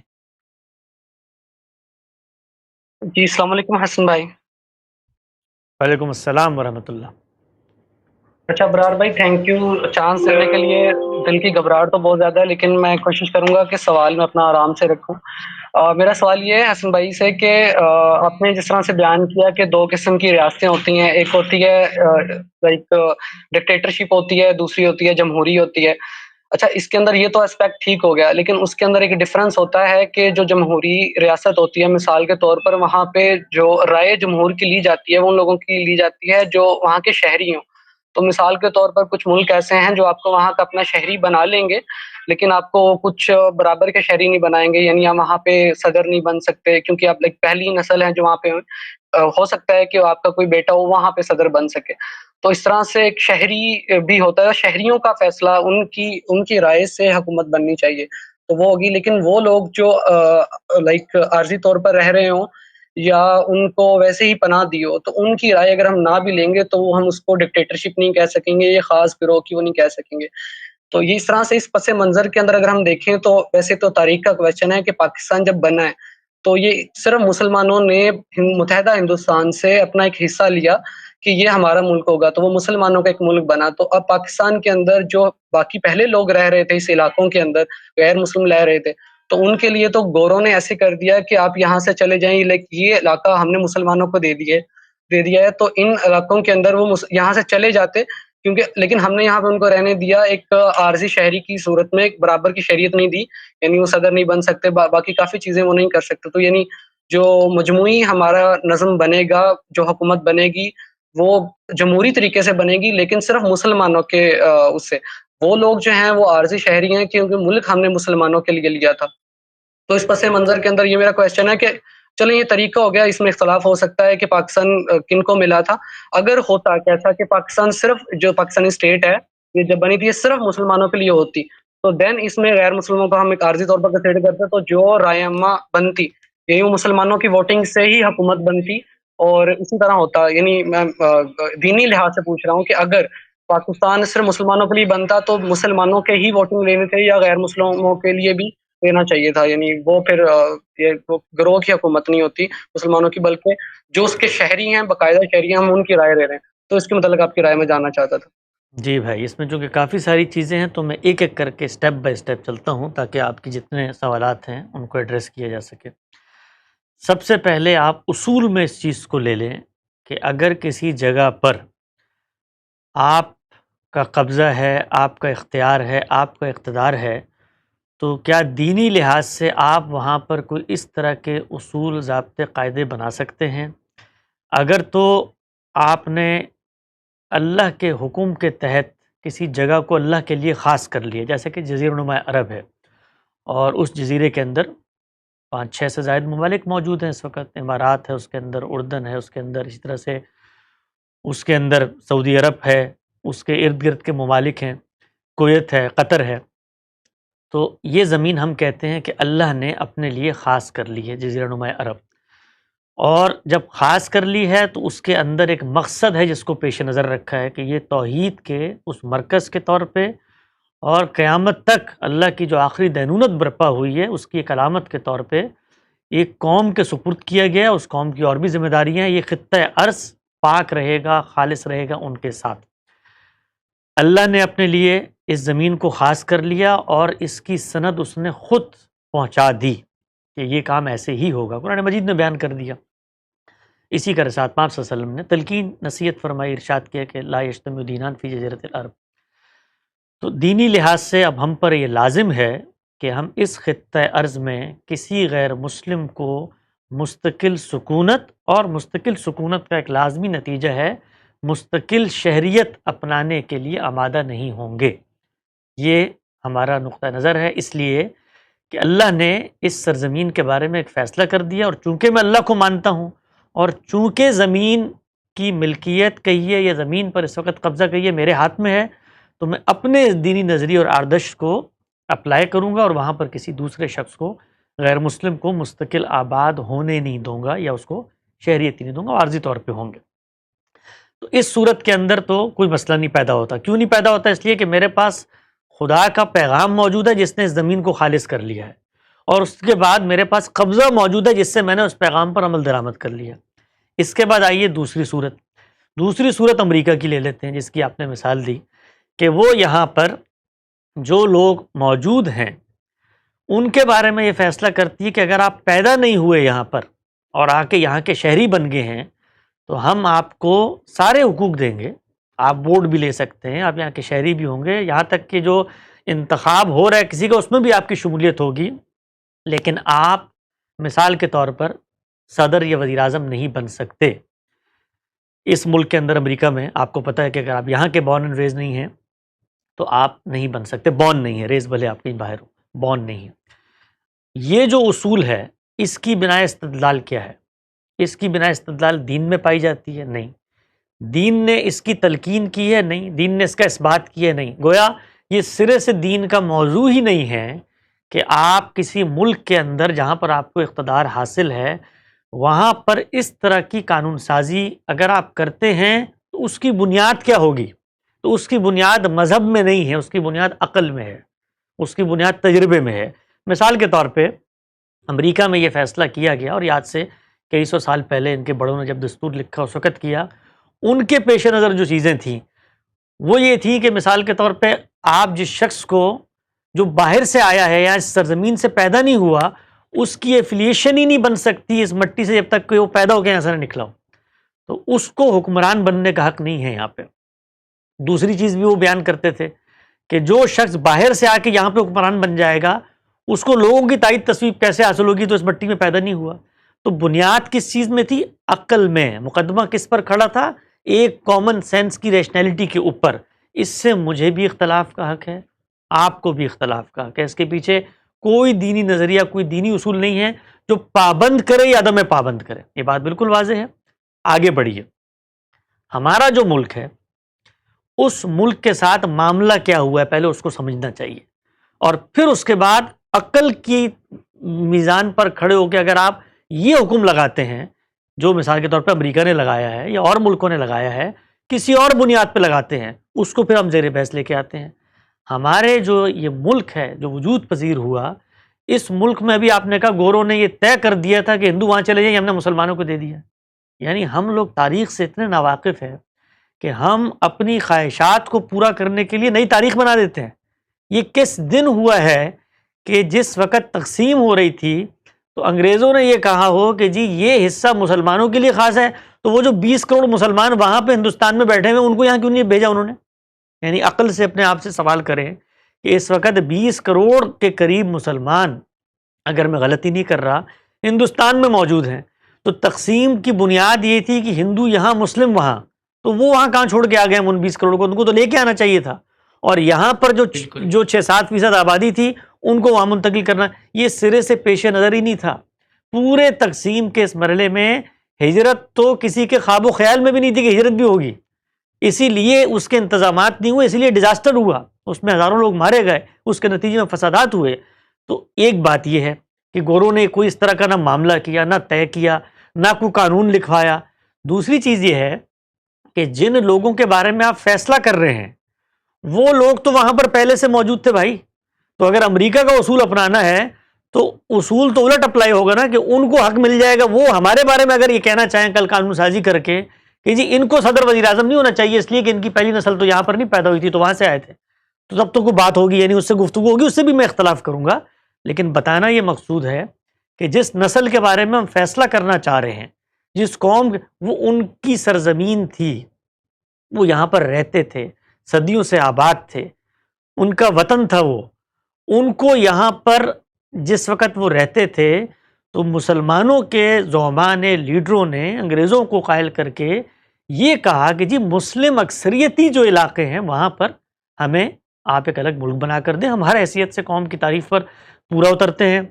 تو اگر یہ اصول تھا تو پھر قائد اعظم کو اس تقریر میں کہنے کی ضرورت کیا تھی کہ آپ آزاد ہیں، جائیں اپنے گرجوں میں، جائیں اپنے مندروں میں، جائیں اپنی مسجدوں میں، جائیں اپنے کلیساؤں میں۔ قائد اعظم کی وہ تقریر کبھی پڑھیں آپ، اس کو لوگ آگے سے پڑھ دیتے، پیچھے سے پڑھتے نہیں ہیں۔ انہوں نے اسی چیز کو بنیاد بنا کر کہا ہے کہ یہ صدیاں انسانیت نے ظلم کو بھگتا ہے کہ آپ مذہب کے نام پر پرسیکیوشن کرتے ہیں۔ اس میں انہوں نے مثال دی ہے کلیسا کی، اسی تقریر میں جو پیچھے جس تقریر کے چند الفاظ عام طور پہ لوگ سنتے ہیں، اسی تقریر میں یہ بتایا ہے، اور بتایا ہے کہ یہ خطہ ارض اس مقصد کے لیے نہیں بنا کہ یہاں پر ہم وہ کام کریں گے جو فاتحین کرتے تھے۔ پاکستان ہم نے فتح نہیں کیا میرے بھائی، پاکستان پر ہم نے قبضہ نہیں کیا، اس سیاسی جدوجہد کے نتیجے میں اس وقت کے سامراج نے لکیر کھینچ کے کاغذ پر ہمیں دیا تھا، تو وہاں پر لوگ آباد تھے۔ ان لوگوں کے ساتھ جس وقت یہاں تقسیم ہوئی ہے، ڈومینین اسٹیٹ کے طور پر دو ریاستوں کو الگ کیا گیا ہے، اور یہ برطانوی پارلیمنٹ کا ایک ایکٹ تھا جس کے نتیجے میں اس کو پڑھے وہاں جا کر، وہاں کہیں یہ لکھا ہوا ہے کہ یہاں پر جو لوگ آئیں گے، یعنی اگر مسلمانوں نے یہ کام کرنا تھا تو یہی تو ان کا مقدمہ تھا ہندوستان میں ہندوؤں کے خلاف، کہ یہ اپنے اکثریت کی بنیاد پر اپنا جبر و تسلط ہم پہ نافذ کر کے ہم پر حکومت کرنا۔ تو اگر یہی کام ہم نے کرنا تھا تو ملک کیوں بنایا ہم نے؟ تو ملک اس اصول پہ بنا نہیں، جن لوگوں نے ملک بنایا ان کے پیش نظر نہیں، جو تقریر وہ کر کے ملک کا نظریہ آدرش بیان کر رہے ہیں اس میں اس کا بیان نہیں، یہ سب چیزیں ہم نے کہاں سے اخذ کر لی؟ پاکستان کے پہلے وزیر قانون کون تھے؟ منڈل صاحب۔ جس وقت پاکستان بنا اس وقت 7 سے 9% تک آبادی کس کی تھی؟ ہندوؤں کی، یہاں پر رہتے تھے، صدیوں سے کاروبار کر رہے تھے، ان لوگوں کو ہم نے مجبور کیا۔ خود منڈل صاحب اس ملک کو چھوڑ کے چلے گئے جو پاکستان کے وزیر قانون تھے جس وقت یہ آبجیکٹیو ریزولوشن پاس ہوئی ہے۔ تو ہم نے اصل میں جو خواب تھا ہمارا اس کو پورا کیا، پس منظر میں یہی تھا کہ فتح تو نہیں کر سکے لیکن ایک ملک مل گیا ہے، لہٰذا اب اس پر اپنے فتح کے جھنڈے گاڑیں۔ تو ملی ہوئی ریاست کو پھر سے فتح کرنے کی کوشش کی، اس کے نتیجے میں کچھ قوانین بنے، انہوں نے یہاں کے غیر مسلموں کو ایک حساسیت میں مبتلا کر دیا۔ آپ قانون بنانا چاہتے ہیں ان کے بارے میں تو قانون بنانے سے پہلے وہ عقلی ریشنیل لا کے بتائیے، جو امریکہ نے لا کے بتایا ہے کہ بھئی یہ باہر سے آ کے آباد ہوا ہے، یہ تو یہاں پر آباد ہیں۔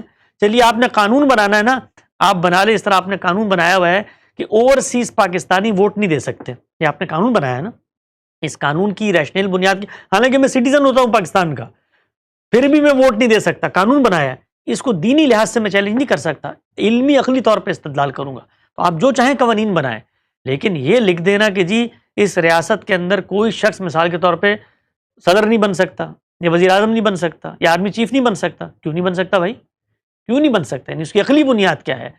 وہ عقلی بنیاد آپ کوالیفائی کریں، ان لوگوں کو یہ بتائیں، دنیا کو باور کرائیں کہ ہم نیشن اسٹیٹ کے اصول پہ نہیں بنے، یا غیر مسلموں کو سیکنڈ گریڈ سٹیزن ہم سمجھیں گے، تو پھر اس مقدمے کو تسلیم کریں کہ ہم نے اس ملک کو فتح کیا ہے، اور تاریخ کو جا کے الٹیں کہ ہم نے یہ کام اس طریقے سے کیا ہے۔ یہ سب چیزیں خلاف حقیقت ہیں جو کچھ ہم نے کی ہیں۔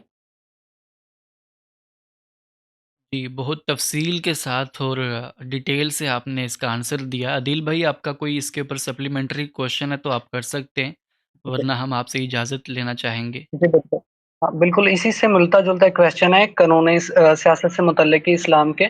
تو اس کے اندر ایسا ہے کہ ٹھیک ہے، ہم نے مان لیا کہ سب کے لوگ جو ہمارے پاکستان کے شہری ہیں، علم و عقل کی بنیاد پر اگر کوئی قانون بنتا ہے تو ٹھیک ہے، اگر وہ علم و عقل کی بنیاد پر نہیں ہوگا تو ہم اس کو چیلنج کریں گے۔ تو اس بنیاد پہ جو ہمارے پاکستان کے شہری ہیں، تو اس کے اندر جو نظم اجتماعی بنے گا۔ اچھا، جب آپ بیان کرتے ہیں کہ اسلام کے اندر جو ہے حکمران سے متعلق یہ ذمہ داری ہے جو اسلام ایک حکمران کے اوپر لگاتا ہے، یہ فرد سے متعلق لگاتا ہے، تو کچھ فرد کو احکامات ہیں، کچھ حکمران کو احکامات ہیں، ٹھیک ہے۔ اگر کوئی مسلمان حکمران بنتا ہے کسی بھی ریاست کا، تو وہ اس لمٹس کے اندر رہے گا جو اسلام نے اس کے اوپر لگائی ہے۔ مثال کے طور پر وہ اگر چوری کرتا ہے تو اس کو وہ ہاتھ کاٹنے سے زیادہ کی سزا نہیں دے سکتا، مثال کے طور پر۔ اس کے علاوہ اور بھی بہت سی مثالیں۔ اس کے علاوہ یہ اس کے بارے میں بیان کرتے ہیں۔ دوسرا یہ کہ اگر یہاں پہ ووٹ میں ڈالتا ہوں، تو اگر میں دیکھوں ایک ایسے شخص کو میں بطور مسلمان ووٹ دے سکتا ہوں جو اسلام کی حدود ہیں ان کے اوپر عمل نہ کرے بلکہ اس میں زیادتی کرے۔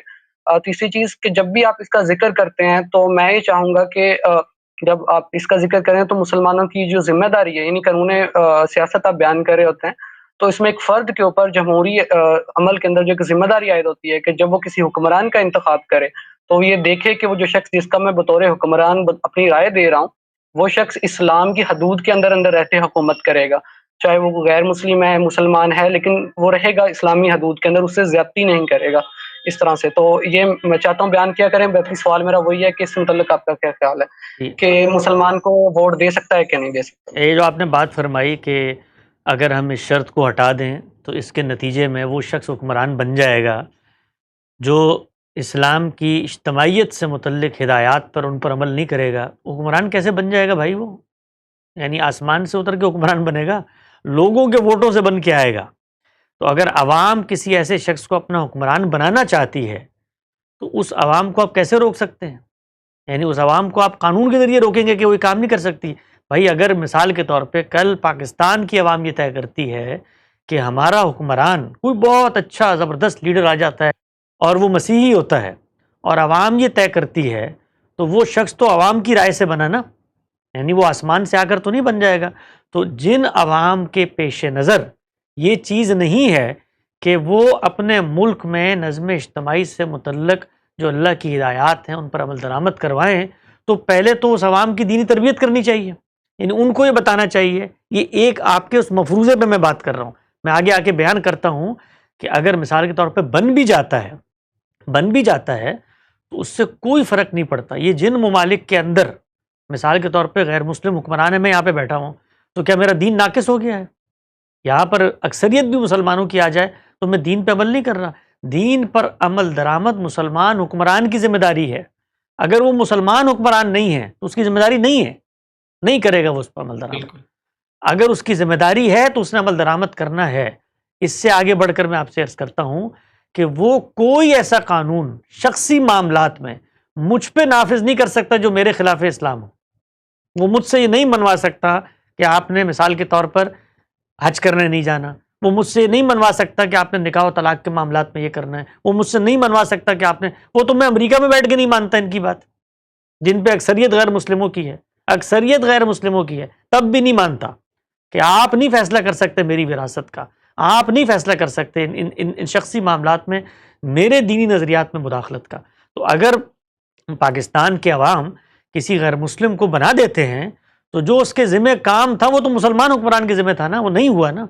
تو یہ کہاں سے لازم آتا ہے کہ آپ نے لازماً مسلمان حکمران کا انتخاب کرنا ہے تاکہ حدود وہ بھائی حکمران جب بن جاتا ہے یہ اس کی ذمہ داری ہے یہ تو ایسے ہی ہے کہ اللہ نے چونکہ زکوٰۃ فرض کر دی ہے اس لیے مال کمانا لازم ہو گیا. بھئی مال کماؤں گا تو زکوٰۃ لازم ہوگی. حکمران مسلمان آئے گا تو اس پر اللہ کی یہ ہدایت کا اطلاق ہوگا کہ وَمَن لَّمْ يَحْكُم بِمَا أَنزَلَ اللَّهُ فَأُولَٰئِكَ هُمُ الْكَافِرُونَ فَأُولَٰئِكَ هُمُ الْفَاسِقُونَ. تو یہ بات تو ہو گئی اس نظریاتی طور پہ. حقیقت میں بات عرض یہ کرنا چاہتا ہوں کہ جس ملک میں اکثریت ہوگی مسلمانوں کی تو وہ یہ کیوں چاہیں گے کہ کوئی غیر مسلم ان کا سربراہ بن جائے؟ یہ چاہیں گے کیوں؟ جب ایک چیز فطری طور پہ نہیں ہونی، اس کو جب آپ قانون میں شامل کرتے ہیں تو یہ ڈسکرمنیشن کی بنیاد بن جاتا ہے. یہ ریاست اس عہد کی خلاف ورزی کرتی ہے جس سوشل کانٹریکٹ پر وہ وجود پذیر ہوئی ہے، اور پھر وہ اس کی خلاف ورزی کرتی چلی جاتی ہے. اس کا ایک ٹرکل ڈاؤن ایفیکٹ آتا ہے. یہ ایک جگہ پہ نہیں رکتا. پہلے آتا ہے قرارداد مقاصد جس میں یہ طے کیا جاتا ہے، پھر اس کے بعد آپ تعریف کرتے ہیں مسلمان کی، پھر یہ طے کیا جاتا ہے، پھر وہ لوگ جو اپنے آپ کو مسلمان کرتے ہیں ان کی تکفیر کی جاتی ہے، پھر اس کے بعد ان لوگوں کے بارے میں کہا جاتا ہے تم قربانی نہیں کر سکتے، تم نماز نہیں پڑھ سکتے، تم حج نہیں کر سکتے. تو یہ ٹرکل ڈاؤن ایفیکٹ ہوتا ہے اس طرح کی قانون سازی کا میرے بھائی. یہ ایک چیز ایک دم سے نہیں ہو جاتی، ایک نفسیات بنتی ہے. آپ یہ کہتے ہیں کہ ہم فاتحین ہیں، ہم فیصلہ کریں گے یہاں پر کیا ہوگا، پھر کل آپ فیصلہ کرتے ہیں تو پھر آگے بڑھ کے پھر فیصلہ کریں نا کہ یہ بھی مان نہیں ہے، ان کو بھی حکومت کا حق نہیں دیں گے ہم. یہ تو نظریہ امامت کو مانتے ہیں اور وہ تو زکوٰۃ کے قائل ہی نہیں ہے. تو لکھیں قانون کے اندر، دستور میں لکھیں کہ پاکستان میں زکوٰۃ کے قائل نہیں ہے سے مراد غلط فہمی نہ ہو. وہ یہ کہتے ہیں کہ جس وقت آ جائیں گے امام اور دور وہی نافذ ہوگا جس کا وعدہ کیا گیا ہے، اس وقت حقیقی طور پہ زکوٰۃ لی جائے گی. تو آپ لکھ دیں اس کے اندر، کیونکہ آپ کے نظریے کے مطابق تو اس کے خلاف عمل درآمد ہو رہا ہے. آپ کے نزدیک بہت ساری چیزیں بدعت ہوں گی، وہ بھی لکھ دیں کہ وہ بریلوی وزیر اعظم نہیں بن سکتا. بھائی یہ آئے گا تو عید میلاد النبی کے اجتماعات کرائے گا، مریض ایک بدعت ہے. تو یہ چیزیں تعلیم کی ہیں، تربیت کی. عوام کو بتائیے کہ کیسے حکمرانوں کا انتخاب کریں. جب آپ قانون میں ڈسکرمنیشن کرتے ہیں تو آپ عہد اور معاہدے کی خلاف ورزی کرتے ہیں.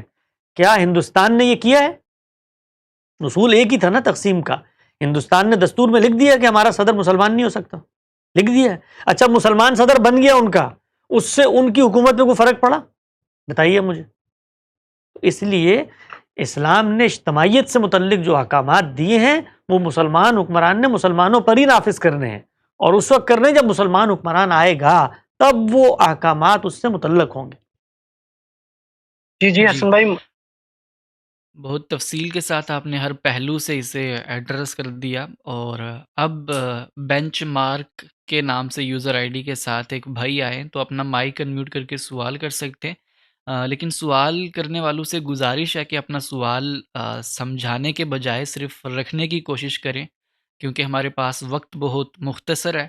جتنا مختصراً آپ اپنا سوال رکھ سکتے ہیں تو ہمارے لیے مہربانی ہوگی. ابرار بھائی تھینکس کہ آپ نے مجھے موقع دیا. اور حسن بھائی السلام علیکم. وعلیکم السلام ورحمۃ اللہ. حسن بھائی میں نے آپ سے ایک سوال کیا تھا واٹس ایپ پہ، تو وہ سوال تو میں یہاں پہ نہیں کروں گا. باقی میرا ایک بالکل بیسک کوشچن ہے جو میں اس میں کافی کنفیوژن ہے. وہ یہ ہے کہ تقریباً 40-45 سال سے جو میرا مشاہدہ ہے یا جو میری ایک آبزرویشن ہے تو وہ یہ ہے کہ ایک تو انڈو پاک جو ہے نا اس کا اسلام مجھے ڈفرینٹ لگتا ہے، اور باقی جو ریسٹ آف دا ورلڈ ہے اس کا اسلام مجھے ڈفرینٹ لگتا ہے. شروع سے بچپن سے ہم یہ سنتے آ رہے ہیں کہ جو امامہ ہے وہ ایک سنت ہے. لیکن اگر میں عرب کلچر کو دیکھوں تو عرب کلچر کے اندر مجھے کبھی بھی جو خانہ کعبہ کا جو پیش امام ہے اس نے کبھی امامہ نہیں پہنا، یا عرب کے اندر میں نے کبھی کسی کو امامہ پہنتے ہوئے نہیں دیکھا. یا جو ہم کہتے ہیں کہ جو شیروانی کالر اور جو شلوار ہوتی ہے، تو نارملی پاکستان یا انڈو پاک کے اندر اس کو ہم اس کے اسلامی یا مذہبی لباس سمجھتے ہیں. حالانکہ عرب کے اندر نہ تو شلوار قمیص پہنتے ہیں، تو وہ بھی ٹخنوں سے اوپر نہیں ہوتی ہے. تو یہ کائنڈلی مجھے آپ سمجھا دیں کہ جو امامہ تھا وہ سنت تھا یا یہ کوئی ہٹ کے ایک الگ سے پھر تاریخ لکھی گئی ہے. ایک تو سر یہ ہے. جی بھائی. دوسرا بھی اس سے متعلق بالکل بیسک سوال یہ ہے کہ جیسے نبی کریم صلی اللہ علیہ وسلم کا جو حجۃ الوداع کا جو خطبہ ہے وہ تو ہمیں تاریخ سے ملتا ہے یا ہمیں بار بار بتایا جاتا ہے، لیکن جو 23 سال نبی کریم صلی اللہ علیہ وسلم جو نبوت کے ٹائم پہ رہے، میس نبوت والا جو پیریڈ ہے، تو اس میں کتنے جمعے آئے ہوں گے؟ تو جمعے کے خطبات جو ہیں اس حوالے سے بھی ہمارے پاس کوئی تاریخ ہے یا نہیں ہے؟ काइंडली आपसे मैं तवक्को करता हूँ कि आप माशाल्लाह मेरे नो डाउट आइडियल भी हैं, तो इस हवाले से आप मुझे इसका जवाब दें। जी, थैंक यू सो मच। बहुत शुक्रिया भाई। दूसरे सवाल को पहले एड्रेस कर लेते हैं। रसूल पाक सल्लल्लाहु की निस्बत से जो बहुत मारूफ खुतबा है हज्जतुल विदा का, वो तो ज़ाहिरी बात है बेशुमार लोगों ने उसको नकल किया है, उसकी तफसीलात बहुत मिल जाती हैं। तो आम तौर पर मैंने देखा है बाज़ लोगों ने सवाल उठाया है कि ये जो बाकी आप सल्लल्लाहु के खुतबात हैं उनकी क्या रुदाद है। ऐसा नहीं है कि जो बाकी खुतबात हैं उनके अंदर जो चीज़ें ज़ेर बहस हैं या आपकी बातें हैं वो नकल नहीं हुई। ज़ख़ीरा हदीस भरा पड़ा हुआ है उस तरह की अहादीस से जिसके बारे में बताया है कि अल्लाह के पैगंबर आए, वो मिंबर पे बैठे, उन्होंने ये गुफ्तगू की और मुख्तलिफ़ मौज़ूआत पे ख़ुद हमने जब हदीस पे काम किया तो बेशुमार खुतबात से मुख्तलिफ़ रिवायात को लेकर हमने लिखा है और नकल किया है। फ़र्क सिर्फ ये वाक़ई होता है कि हज्जतुल विदा चूँकि एक मारूफ़ इवेंट का खुतबा है तो वो नाम से मौसूम हो गया, पता चल गया कि कब हुआ था। ये बाकी जो जितनी भी खुतबात हैं उनकी ये नहीं लिखा होता कि मिसाल के तौर पे ये जुमे का खुतबा था या मिसाल के तौर पे फ़लाँ साल फ़लाँ तारीख़ में खुतबा दिया, उसको रावी इसी तरह नकल कर देते हैं कि रसूलुल्लाह सल्लल्लाहु अलैहि वसल्लम मस्जिद में थे, उन्होंने ये फ़रमाया, आप मिंबर पे बैठे उन्होंने फ़रमाया, फ़लाँ ईद के बाद उन्होंने ये फ़रमाया। ये सब उनके खुतबात ही की मुख्तलिफ़ रुदादें नकल हो रही होती हैं। तो ये कहना ठीक नहीं है कि 23 साल के अरसे में आपने इतने खुतबात दिए, उसकी कोई चीज़ नकल नहीं हुई। सैकड़ों रिवायतें उन्हीं खुतबात पर मुश्तमिल हैं। कहीं कहीं रिवायत में ज़िक्र भी आ जाता है। इसमें एक और चीज़ भी हुई, वो ये कि हमारे यहाँ जब हदीस को मौज़ूआती तरतीब से मुरत्तब मुदव्वन किया गया तो उसमें से वो जो बात थी वो ले ली गई। और ये भी होता है हमारे यहाँ, अक्सर आपने देखा होगा कि एक ही बात है, यानी एक ही मौके की बात है, उसमें दो चीज़ें ज़ेर बहस हैं, तो वो हदीस के अब्वाब में दो जगहों पे चली जाएंगी, तो वो दूसरी जगह पे चीज़ ही हज़फ हो जाएगी कि इसके पस मंज़र में वो खुतबा मौजूद था या किस मौके पे आपने बात की, तो उससे भी लोगों को गलतफहमी हो जाती है। तो बहुत सारे खुतबात हैं जिनका कंटेंट नकल हुआ है। ये हो गया आपके दूसरे सवाल का जवाब। आपका जो पहला सवाल था वो हमारे यहाँ सुन्नत को रसूल पाक सल्लल्लाहु के उसवा या आपके तरीके के माने में ले लिया जाता है और हमारा इल्म भी इसमें फ़र्क करता है। कोई भी ये नहीं कहता कि अमामा वो वाली दीनी सुन्नत है जिस तरह मिसाल के तौर पर नमाज हमें मुंतकिल हुई है, वो इसको इसी माने में ले रहे होते हैं कि भी सुन्नत ज़वाइद हैं, सुन्नत हुदा हैं, रसूलुल्लाह सल्लल्लाहु अलैहि वसल्लम ने लौकी खाई या रसूलुल्लाह सल्लल्लाहु अलैहि वसल्लम ने कोई इस तरह का अमल किया, जूता ऐसा पहनते थे। वो इसी माने में लेते हैं कि एक आदमी का तरीक़ाकार क्या था, एक आदमी किस तरीके से जामा ज़ेबी करता था, उसके मामूलात क्या थे, इन सब चीज़ों को एक जामे उन्वान दे दिया जाता है सुन्नत का। ये कोई दीनी हैसियत नहीं होती, ये तारीख़ी हैसियत ही होती है, उसमें बयान किया जा रहा होता है। जहाँ तक बात है आप सल्लल्लाहु अलैहि वसल्लम के अपने बूद व बाश की, आपकी जामा ज़ेबी की, तो शमाइल की किताबों में इसकी तफसीलात आई हैं, आप पढ़ना चाहें तो पढ़ सकते हैं। आप कैसे दिखते थे, आप क्या खाते थे, आप क्या ओढ़ते पहनते थे, तो उसके अंदर मेरे इल्म की हद तक ये चीज़ें आई हैं कि आप अमामा भी बांधते थे और उस ज़माने में ये कल्चर था अरब का। ज़ाहिरी बात है आप कोई दीनी हैसियत में ये काम नहीं करते थे, ना आपने कोई लिबास के मामले में कोई अलग तर्ज़ अमल अपनाया। बहुत सारे वफूद हैं, उनकी रुदाद आती है कि वो मदीना में गए तो उनको ये ढूंढना मुश्किल होगा कि पैगंबर कौन है, इसलिए कि आप उन्हीं की तरह के अरब के जो लिबास थे उस ज़माने में, लिबास के अंदर बड़ा अमल दखल होता है वहाँ के मौसम का, वहाँ के कल्चर का, वहाँ के इल्फ़ आदत का। इसलिए कि आप जब पैदा होते हैं तो आपके इर्द गिर्द जो लोग हैं आपको वही लिबास पहनाते हैं बचपन से, जो वो पीछे से चला आ रहा होता है। तो कोई इस्लामी निज़ाम लिबास नाम की कोई चीज़ नहीं है, ये आप सल्लल्लाहु अलैहि वसल्लम का लिबास था। हमें उस लिबास से मोहब्बत है। कोई शख्स उस लिबास को पहनना चाहता है इस निस्बत से कि अल्लाह के पैगंबर पहनते थे, अल्लाह उसको अजर दे, लेकिन वो इसको दीनी हैसियत से बयान करेगा तो ये दीन में एहदास होगा। इस तरह का काम नहीं करना चाहिए। बाकी कल्चर तब्दील भी होते रहते हैं अरब के अंदर। उस ज़माने में जो वहाँ पर लोग रहते थे उनका क्या था, जो बादिया में रहते थे जिनको आप वहाँ के बद्दू कहते हैं, उनका क्या था, जो सफ़र करते थे ज़्यादा वो क्या करते थे। तो ये जो आजकल रिवायत राइज है, ये आम तौर पर रुमाल ओढ़ा जाता था ताकि वो मुंह पे कर लिया जाए, इसलिए कि जिस वक्त मट्टी के तूफ़ान आते थे तो वो रुमाल उड़ते थे हवा से, तो उनको रोकने के लिए जो ऊँट की नकेल होती थी उसकी एक ज़ायद नकेल भी अपने पास रखी तो उसको ऊपर रख लिया। तो इस तरह करते करते हर तमद्दुन में लिबास में भी इर्तक़ा होता है। तो इस वक्त जो आपको अरबों का लिबास नज़र आता है वो मुख्तलिफ़ है क़द्रे, जो कुछ पहले कदीम अरब का लिबास हमारे यहाँ लिटरेचर के अंदर आता है। इसी तरह आप देखिए हिंदुस्तान के अंदर जो इस वक्त लिबास राइज है वो यहाँ के जो पुराने बासी थे उनका लिबास है। असल में एक खुले पजामे और एक छोटी कमीज़ें آپ پڑھیے، یہ آتا ہے دارالعلوم دیوبند میں مولانا مناظر حسن گیلانی نے علماء دیوبند کے لباس کی ایک تصویر کھینچی ہے، تو وہ وہی لباس تھا اس زمانے کے جو ہندو پہنا کرتے تھے۔ تو ہوتا یہ ہے کہ جس وقت کوئی ایک لباس اپنا لیا جاتا ہے، ایک مذہبی روایت اپنا لیتی ہے، تو پھر وہ صلحاء کا لباس مشہور ہو جاتا ہے، اور پھر وقت گزرتا ہے تو اس کے ساتھ ساتھ اس کی ذرا تنقید بھی ہوتی رہتی ہے۔ تو ہمارے اس وقت جو آپ کو یہ لباس نظر آتا ہے بر صغیر پاک و ہند میں، تو علماء عام طور پہ پہنتے ہیں، جس میں کف کالر نہیں ہوتے۔ اچھا، اس میں بہت ساری چیزیں ہیں جو زمان و مکان سے واقع ہو جاتی ہیں۔ مثلا انگریزوں کے ہاں چونکہ پینٹ کوٹ اور ٹائی کا رواج تھا، تو ٹائی کو چھپانے کے لیے وہ آپ کے جو کف والے کالر ہوتے ہیں وہ بنتے تھے، جو شرٹ کالر کہتے ہیں۔ تو انگریزوں سے نفرت تھی، تو اس کی وجہ سے جو مسلمان تھے انہوں نے اس کو ذرا کم اپنایا، بالخصوص صلحاء نے، تو وہ کرتے کرتے آگے روایت بن گئی۔ تو اس طرح کی چیزوں کا دین سے سرے سے کوئی تعلق ہی نہیں ہے۔ آپ دنیا بھر میں جائیں، ہر خطے کے علماء کو دیکھیں، ان کا لباس ہی مختلف ہوگا۔ یہ بات سب جانتے ہیں، کوئی اس کو دینی حیثیت سے بیان نہیں کرتا۔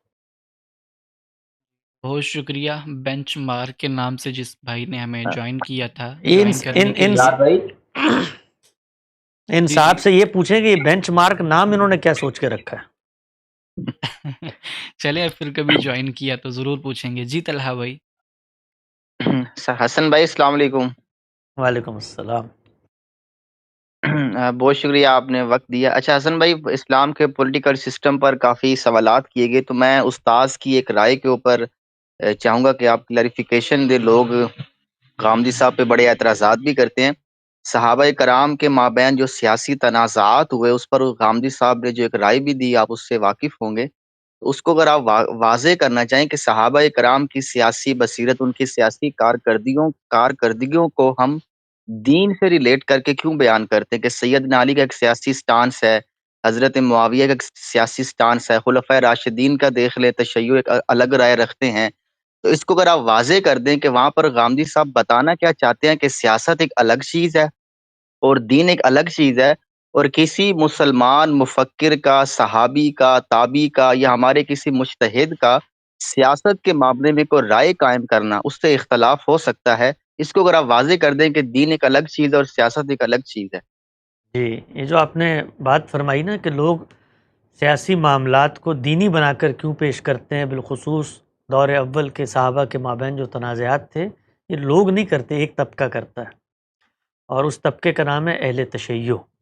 اور اس طبقے کے جو استدلالات ہیں وہ اس وقت اہل سنت کے ہاں قبولیت پا گئے ہیں، ایک طبقہ کرتا ہے۔ آپ نے کبھی سنا ہے کہ سیدنا امیر معاویہ یا جو باقی سیدہ عائشہ ہیں ان کے درمیان تنازعات ہوئے ہوں، تو انہوں نے کبھی کوئی روایت اپنی برات کے حق میں لا کر اس طرح بیان کی ہو، یا اپنی ان سیاسی تنازعات کی دینی حیثیت کو اجاگر کروا کے اپنے آپ کو حق پہ قرار دیا ہو؟ ذرا ایک بھی روایت ہو تو مجھے بتائیے، میرے علم میں اضافہ ہوگا، میں چھوٹا سا طالب علم ہوں، ان روایات پر کام بھی کرتا ہوں، تو ایک روایت مجھے بتا دیں جو دوسری طرف کے لوگ نکال کے لائے ہوں کہ ان تنازعات میں اللہ کے پیغمبر نے ہمارے حق میں فیصلہ کر دیا ہے، اور یہ اس کی دلیل ہے۔ جو کچھ ہوتا ہے وہ ایک جانب سے ہوتا ہے، اور وہ ایک جانب سے سیاسی تنازعات کے باب میں نہیں ہوتا۔ پہلے مرحلے میں وہ پہلے مرحلے میں ان کی دینی حیثیت کے بارے میں ہوتا، جس کو میں اور آپ صحابہ کے مابین اختلاف کہہ رہے ہوتے ہیں، وہ اس کو اس طرح سے نہیں دیکھتے، وہ اس کو صحابہ کے مابین اختلاف قرار نہیں دیتے۔ وہ کہتے ہیں کہ صحابہ اور اللہ تعالیٰ نے امامت کے منصب پر جن لوگوں کو فائز کر دیا تھا، ان کو، وہ طبقہ کہ جن کو اللہ تعالیٰ نے اہل بیت قرار دیا تھا، ان کو، وہ طبقہ کہ جس کو رسول اللہ صلی اللہ علیہ وسلم نے چادر میں لا کر اہل کساء کے اندر بیان کر دیا تھا کہ یہی ہوں گے، وہ طبقہ کہ جن کے بارے میں اللہ کے پیغمبر نے کہا تھا کہ میرے بعد یہ تمہارے سردار ہوں گے، ان کو ایک دینی حیثیت دیتے ہیں پہلے۔ وہ دینی حیثیت دینے کے بعد ان سے متعلق جب تنازعات سامنے آتے ہیں تو اس کو دینی بنایا جاتا ہے۔ تو وہ مجبوری ہے، اس لیے کہ اگر آپ ان کو دینی نہیں بنائیں گے تو ان کے اقدامات کی توجیہ کیا ہوگی؟ اس لیے کہ پہلے آپ طے کر چکے ہیں کہ یہ تو مامور من اللہ ہیں، اور اللہ تعالیٰ کی تکوینی سنت کے تحت روئے زمین پر اب ان کو کچھ کام کرنا ہے۔ تو اگر وہ کام وہ کرنے آئے ہیں اور ان سیاسی تنازعات میں وہ الجھ گئے ہیں اور اس میں کوئی اقدام کیے، تو اس کی کوئی دینی توجیہ کرنی پڑے گی نا آپ کو۔ اگر آپ دینی توجیہ نہیں کریں گے تو آپ کا مقدمہ گر جائے گا، اس میں کنسسٹنسی نہیں رہے گی۔ تو اگر آپ ان کی جگہ پر کھڑے ہوں تو ان کی مجبوری ہے دینی توجیہ کرنا، اس کو دینی بنانا، کیونکہ اگر آپ وہ دینی نہیں بنائیں گے تو پھر آپ کو ماننا پڑے گا کہ وہ انسان تھے، ان کے ہاں سیاسی خواہشات بھی تھیں، ان کے ہاں حوصلہ مندی بھی تھی، ان کے عزم بھی تھی، ان سب میں اقتدار کو حاصل کرنے کی خواہش بھی تھی، انسانوں میں ہوتی ہے بھائی، یہ کوئی بری بات ہے؟ تو یہ سب چیزیں ماننی پڑیں گی۔ تو یہ ساری چیزیں سیدنا امیر معاویہ کے بارے میں تو مانے، کوئی مسئلہ نہیں ہوتا، لیکن دوسری طرف مانے تو وہ جو دینی تصور بنا لیا ہے اس کے تحت تو معاملہ خراب ہو جاتا ہے نا۔ تو اس پورے تناظر کو سمجھنے کے لیے سب سے پہلے اہل تشیع کا اس نقطہ نظر کو سمجھنا چاہیے جو انہوں نے ان ہستیوں کے بارے میں طے کر لیا ہے۔ جب وہ طے کر لیا ہے تو اب اس کے بعد ان کے ہر سیاسی تنازع کو دینی رنگ دینا ان کا ناگزیر مجبوری ہے۔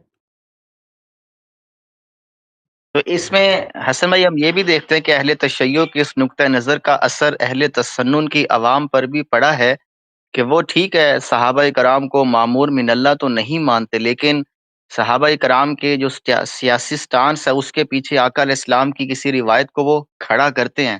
تو آپ کو ایسا نہیں لگتا کہ اہل تشیع کا اثر اہل تسنن پر بھی پڑا ہے؟ بالکل پڑا ہے، میں نے تو اسی کا ذکر کیا ابھی کہ اصل میں تو یہ ان کا نقطہ نظر تھا جس کو اہل سنت نے اپنا لیا، اور وہ اس وقت اس کو اپنائے ہوئے ہیں اور اسی مقدمے کو پیش کرتے ہیں۔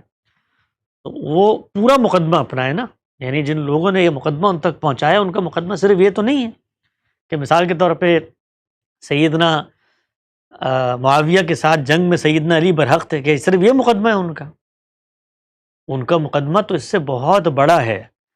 وہ تو سیدنا علی کو وہ حیثیت دیتے ہیں جو امامت کے ان کے تصور سے نکلتی ہے، ان اماموں کا سلسلہ جاری ہے، ان اماموں کی کچھ دینی حیثیتیں ہیں، وہ معصوم عن الخطا ہوتے ہیں، تو یہ سب چیزیں انہوں نے ان کو دی ہیں۔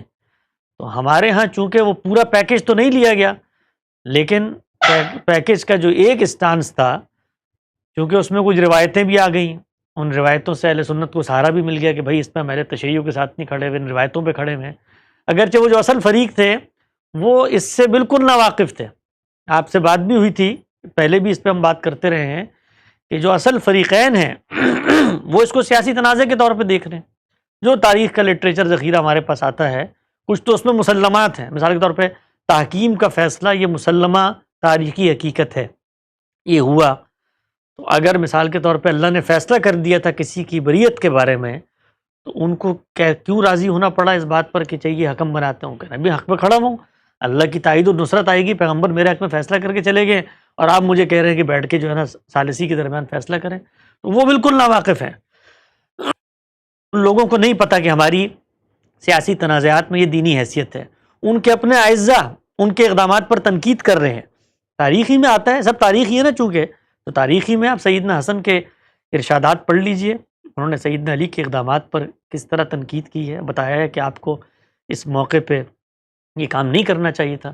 تو یہ جو کچھ ہے یہ سب بات کی چیزیں ہیں، وہ حضرات وہ ہستیاں اس سے بالکل مستثنیٰ تھی کہ وہ اپنے ان تنازعات کو دینی حیثیت دے کے بیان کریں۔ جو روایتیں ضمن میں پیش کی جاتی ہیں ان کو ہم نے کھول کے رکھ دیا ہے لوگوں کے سامنے، وہ غدیر خم کی روایت ہو، حدیث قصہ ہو، یا باقی جتنی چیزیں آتی ہیں وہ سب ہم نے بیان کر دیا ہے کہ اس کے اندر کیا چیز زیر بحث ہے۔ تو وہ اہل سنت کو اس وقت اندازہ نہیں ہے کہ جس موقف کو وہ اپنا چکے ہیں وہ بتدریج ان کو وہاں لے جائے گی جہاں پر اہل تشیع کھڑے۔ تو اس میں حسن بھائی آخری بات آپ نے وہاں پر بھی مجھے نصیحت کی تھی، اگر آپ آن ایئر بھی ساتھیوں کے سامنے وہ بات رکھ دیں کہ ہمیں صحابہ کرام کے باہمی تنازعات میں کیا رائے اختیار کرنی چاہیے۔ ایک سادہ مسلمان اہل تشیع سے بے نیاز ہو کر، اہل تسنن سے بے نیاز ہو کر اللہ کی کتاب کو پڑھے، پیغمبر کے ارشادات کو پڑھے یا تاریخ کا بھی مطالعہ کرے، تو ان مقدس ہستیوں سے متعلق وہ رائے کیا قائم کرے؟ یا کف لسان کر لے، یا غامدی صاحب کی طرح ایک کو غلط کہے ایک کو صحیح کہے؟ ایک سچا طالب علم کیا کرے؟ جی اگر تو آپ طالب علم ہیں، علم کا ذوق رکھتے ہیں، چیزوں کی تحلیل کرنا چاہتے ہیں، تو پھر آپ ڈیفرنٹ صاحب علم جنہوں نے آراء دی ہیں ان تنازعات میں لوگوں کے مواقف کو پیش کیا ہے اس کو پڑھیں، اور علم اور عقل کی روشنی میں کسی رائے کو آپ درست سمجھتے ہیں تو اپنا لیں۔ وہ آپ درست سمجھیں یا غلط سمجھیں اس کی دینی حیثیت تو کوئی ہوگی نہیں، ایک دنیاوی تنازع کے اندر آپ کا ایک رجحان ہوگا، البتہ اس رجحان سے بہت ساری چیزیں سمجھنے میں آپ کو ضرور مدد ملے گی۔ عملی دنیا کے حقائق کیا ہوتے ہیں، کس طریقے سے مثالیت پسند اور حقیقت پسند لوگوں کے رویے میں ایک اختلاف پیدا ہوتا ہے، اور جو تنازعات ہوئے ہیں اس میں نیت اور محرکات سے اوپر اٹھ کر آپ اقدامات کی فلسفیانہ توجیہ کریں گے، یہ فائدہ ہوگا اس کا۔ تو غامدی صاحب نے بھی کوئی یہ تو نہیں کہا کہ مثال کے طور پہ یہ حق پہ تھے وہ باطل پہ تھے، یہ تو بحث ہی نہیں کی۔ انہوں نے پہلے تو یہ باور کرایا کہ سیاسی تنازعات تھے، ان تنازعات میں فریقین کے یہ مواقف تھے، ان مواقف کی روشنی میں ان کے اقدامات کا آپ جائزہ لیں، تو یہ دیکھیے یہ ان کے اقدامات کی یہ روشنی میں یہ چیز بنتی ہے، دوسری جگہ پہ یہ بنتی ہے۔ دینی ہدایت کی کہیں خلاف ورزی کی بات آتی ہے، مثال کے طور پہ سیدنا امیر معاویہ کے اقدامات میں یہ کہ جی انہوں نے ملوکیت کا آغاز کیا، اور قرآن مجید تو امرهم شورى بینہم کہتا ہے، اس کی وضاحت ایک عالم کے لیے ناگزیر ہے دیکھنے کے لیے، کیونکہ وہاں پر تو اس نے یہ بتانا ہے کہ دین کی خلاف ورزی ہوئی ہے کہ نہیں ہوئی۔ تو وہاں پر بھی ہم نے رکھ کے بتایا کہ دین جو ہدایات دیتا ہے وہ ایک آئیڈیل ہدایت ہے، اس تک پہنچنے کا سفر کرنا ہے۔ وہ جس دور میں یہ شخص فیصلہ کر رہا ہے اس سے آپ تقاضا کر رہے ہیں، تو ذرا اس کے 1500 سال بعد تک کوئی نظام بنا کے دکھا دیتے۔ انہوں نے جو اقدامات کیے اس کو خلاف دین نہیں کہا جا سکتا۔ تو یہ ایک دین کے عالم کی ذمہ داری ہے کہ وہ یہ بتائے کہ صحابہ اکرام کے اس طرح کے جو اقدامات تھے وہ دین کی ہدایت کو سامنے رکھ کر کیے گئے تھے۔ تو ایک عام طالب علم سب سے پہلے اپنے آپ کو تعصبات سے بلند کرے، اس کے بعد ان تنازعات کو دینی تنازعات کا رنگ دینے کے بجائے جو انسانوں کے مابین تنازعات ہوتے ہیں اس کی روشنی میں اس کو رکھ کے دیکھے۔ اور تیسری چیز یہ ہے کہ فریقین کو ان کے مواقف کی روشنی میں رعایت دینے کی کوشش کرے، تو پھر اس کے نتیجے میں یہ حق و باطل کی جنگ نہیں بنے گی۔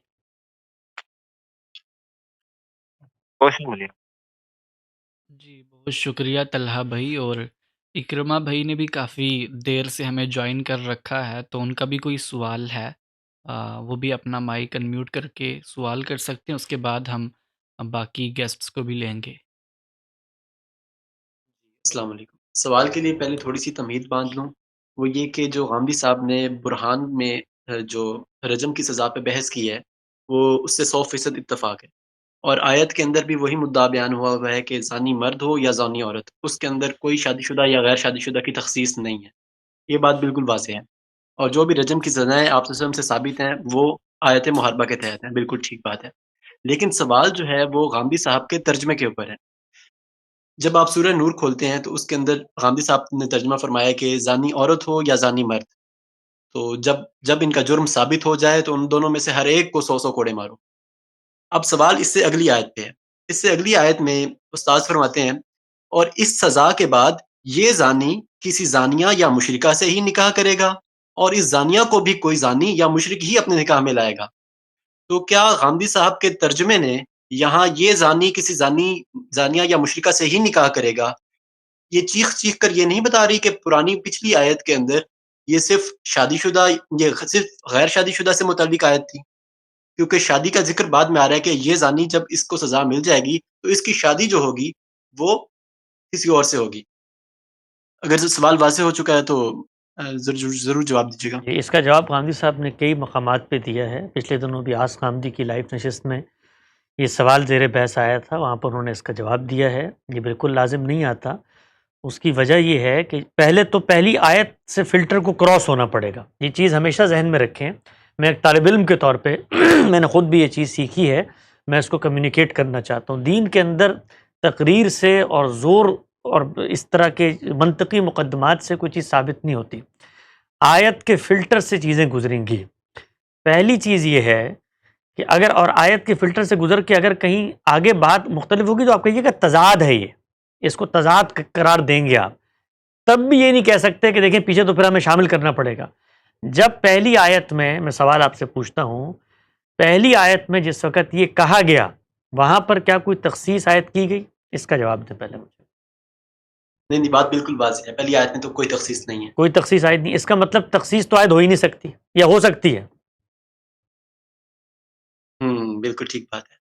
نہیں آپ بتائیے اس کو مجھے۔ جب اللہ کے پیغمبر نے قرآن مجید دیا، وہ قرآن کی آیت بغیر کسی تخصیص کے ایک سزا بیان کر رہی ہے، تو اس سزا میں مثال کے طور پہ تو پھر سوال تو پہلے یہ ہونا چاہیے نا کہ پچھلی آیت جو ہے وہ ناقص ہے، یہ سوال کریں آپ پچھلی آیت ناقص ہے کہ وہاں پر جی آواز آ رہی ہے آپ کو میری؟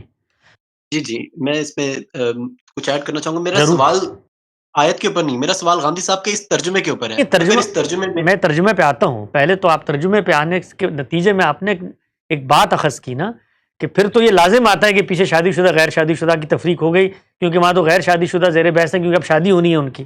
تو میرا سوال آپ سے ہے کہ یہ جو آیت پیچھے آئی ہے اس میں جو بھی تخصیص آپ کہیں سے بھی آیت کریں، آگے سے کریں، پیچھے سے کریں، روایت سے کریں، فہم سے کریں، اجماع سے کریں، اس کو آیت کو قبول کرنا چاہیے. میں غالب کا ایک شعر پڑھتا ہوں اور پڑھنے کے بعد اس کی ایک تشریح کر دیتا ہوں آپ کے سامنے، ٹھیک ہے نا؟ اور میں کہتا ہوں دیکھو غالب نے یہ جو بات ہے نا 4 جگہوں پہ اور بھی بیان کی ہے، میں اس کی روشنی میں تشریح کر رہا ہوں. جو تشریح میں کروں گا وہ اس شعر میں کوالیفائی ہونی چاہیے، تب اس کی تشریح کہلائے گی.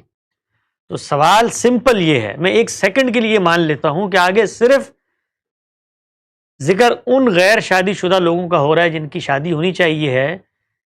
اس کو سامنے رکھ کر یہ جو پہلی آیت ہے اس میں جو لفظ ہیں زانی اور زانیہ کے، اس میں تخصیص کی جا سکتی ہے کہ نہیں کی جا سکتی؟ یہ سوال ہے میرا آپ سے. ان الفاظ میں اس تخصیص کو پہلے داخل کرنا ہے میں نے، کہ جب میں نے کہا زانی مرد اور زانی عورتیں، جب یہ کہہ دیا میں نے، یہ لفظ منہ سے نکلا نا، زانی مرد زانی عورتیں، یہ 2 الفاظ ہیں.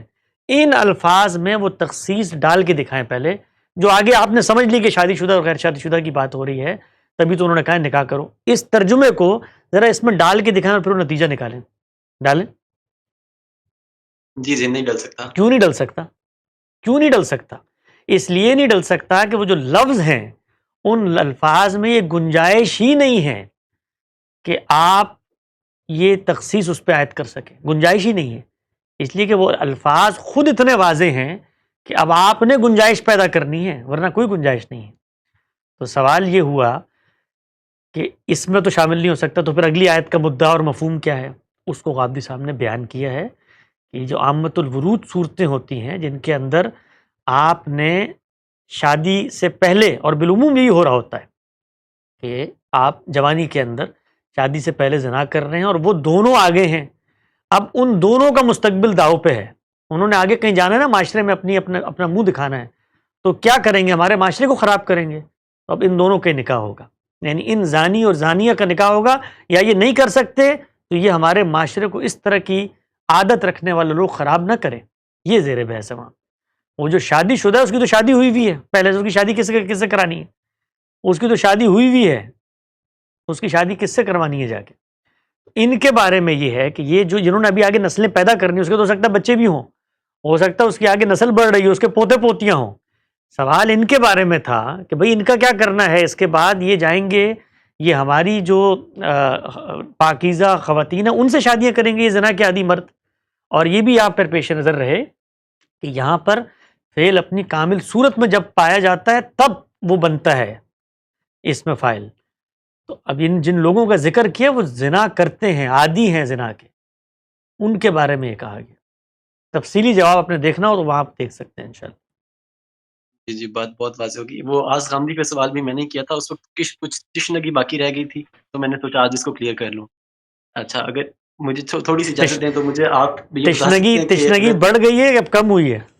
نہیں اب ختم ہو چکی ہے بالکل. جی بہت شکریہ. اچھا یہ بتا سکتے ہیں آپ کہ 300 ہجری سے لے کر 1400 ہجری تک آپ کو کوئی 3 شخصیات سے ملنے کا موقع ملے تو آپ کن سے ملیں گے؟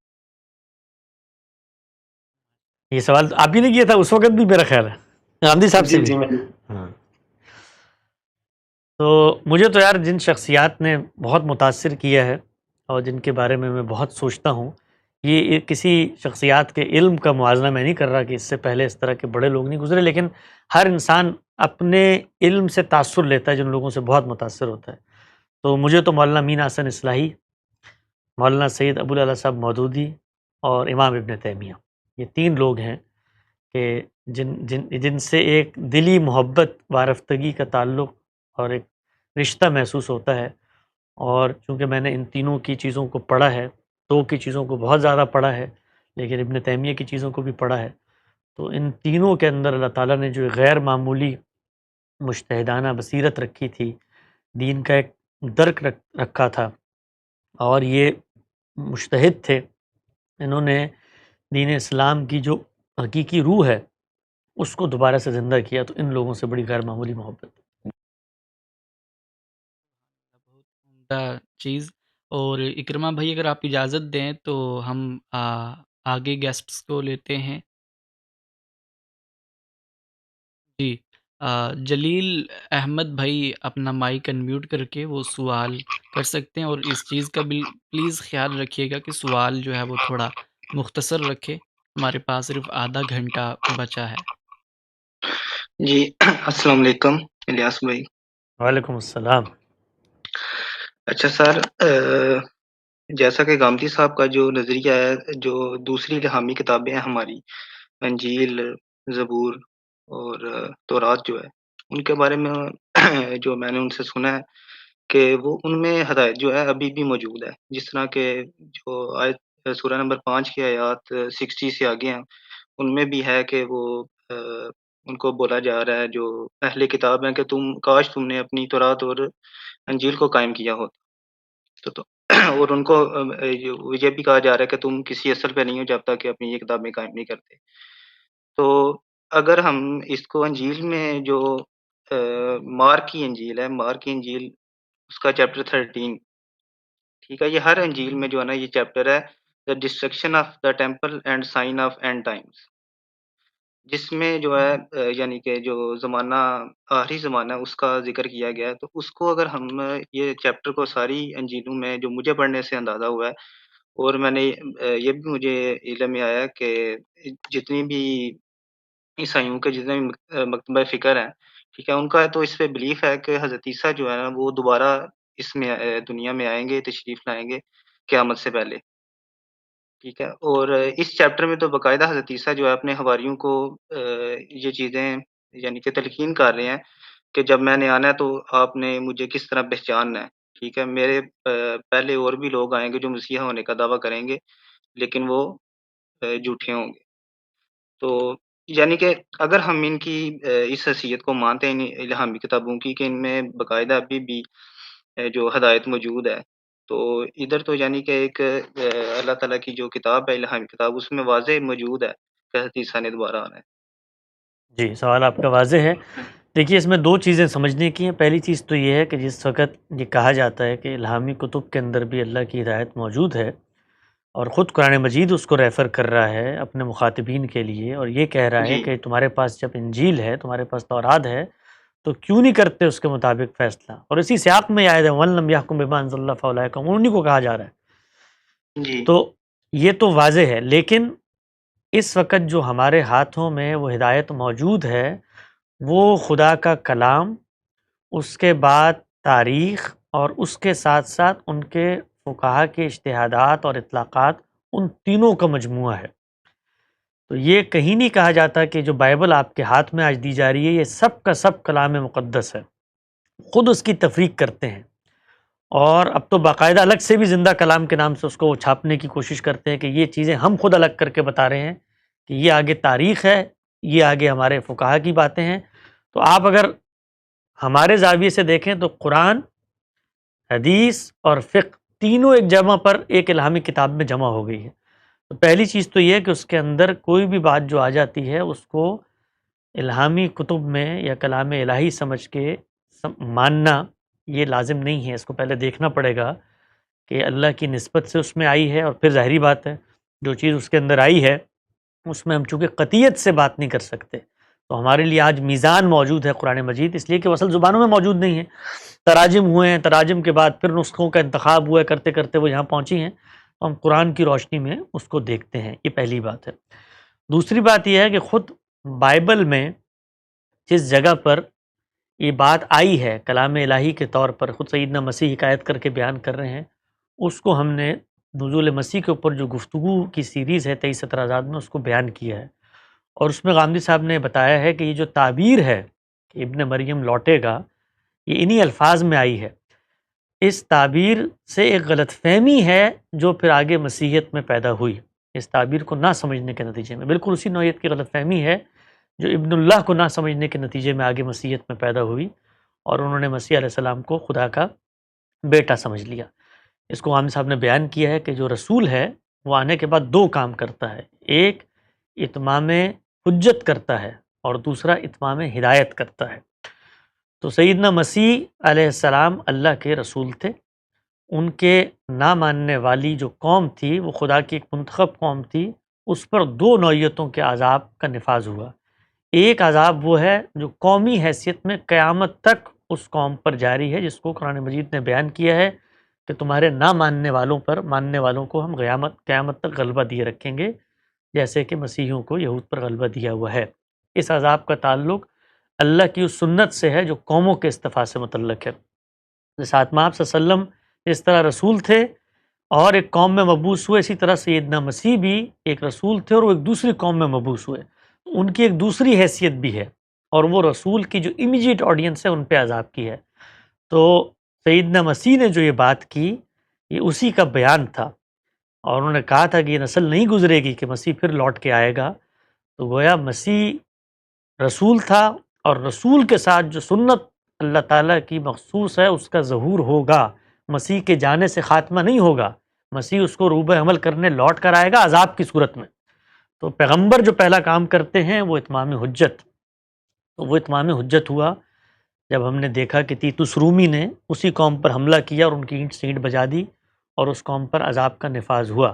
دوسرا کام جو رسول کرتے ہیں وہ اتمام ہدایت کا کام کرتے ہیں۔ تو اس اتمام ہدایت کو تکمیل تک پہنچانے کے لیے کچھ پیشن گوئیاں ہیں جو سیدنا مسیح نے بھی کی، جو رسول اللہ صلی اللہ علیہ وسلم نے بھی کی۔ ہم نے ان روایتوں پر کام کیا ہے۔ نزول مسیح کی جو کتاب ہے 23 اعتراضات سیریز پر مبنی، ان میں وہ روایتیں آ بھی گئی ہیں۔ یہ رسالت مآب صلی اللہ علیہ وسلم کا ایک رویا ہے، رویا محتاج تعبیر ہوتا ہے، اور اس پس منظر میں جو رسالت کا قانون ہے جب اس کی تعبیر کی جاتی ہے تو یہ واضح ہو جاتا ہے کہ کوئی شخص اٹھے گا مسیحیت میں اور اس ہدایت کو پائے تکمیل تک پہنچا دے گا جو ہدایت سیدنا مسیح لے کر آئے تھے۔ گویا یہ تینوں چیزیں جو ان کے ہاں پائی جاتی ہیں، کفارے کا عقیدہ ہے، نسخ شریعت کا عقیدہ ہے یا تثلیث کا عقیدہ ہے، اس کا خاتمہ ہو جائے گا۔ تو اس پوری بات کو ہم اس پس منظر میں دیکھتے ہیں۔ بائبل کے جو اقتباسات ہیں یا ذخیرہ حدیث کے اندر جو روایات ہیں ان کو اس کی روشنی میں دیکھیں تو بات سمجھ میں آ جائے گی۔ جی بہت شکریہ حسن بھائی۔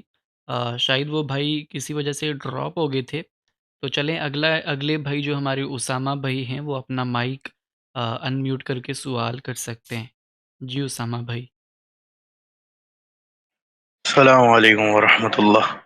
امید ہے حسن صاحب آپ خیریت سے ہوں گے اور استاد صاحب بھی خیریت سے ہوں گے۔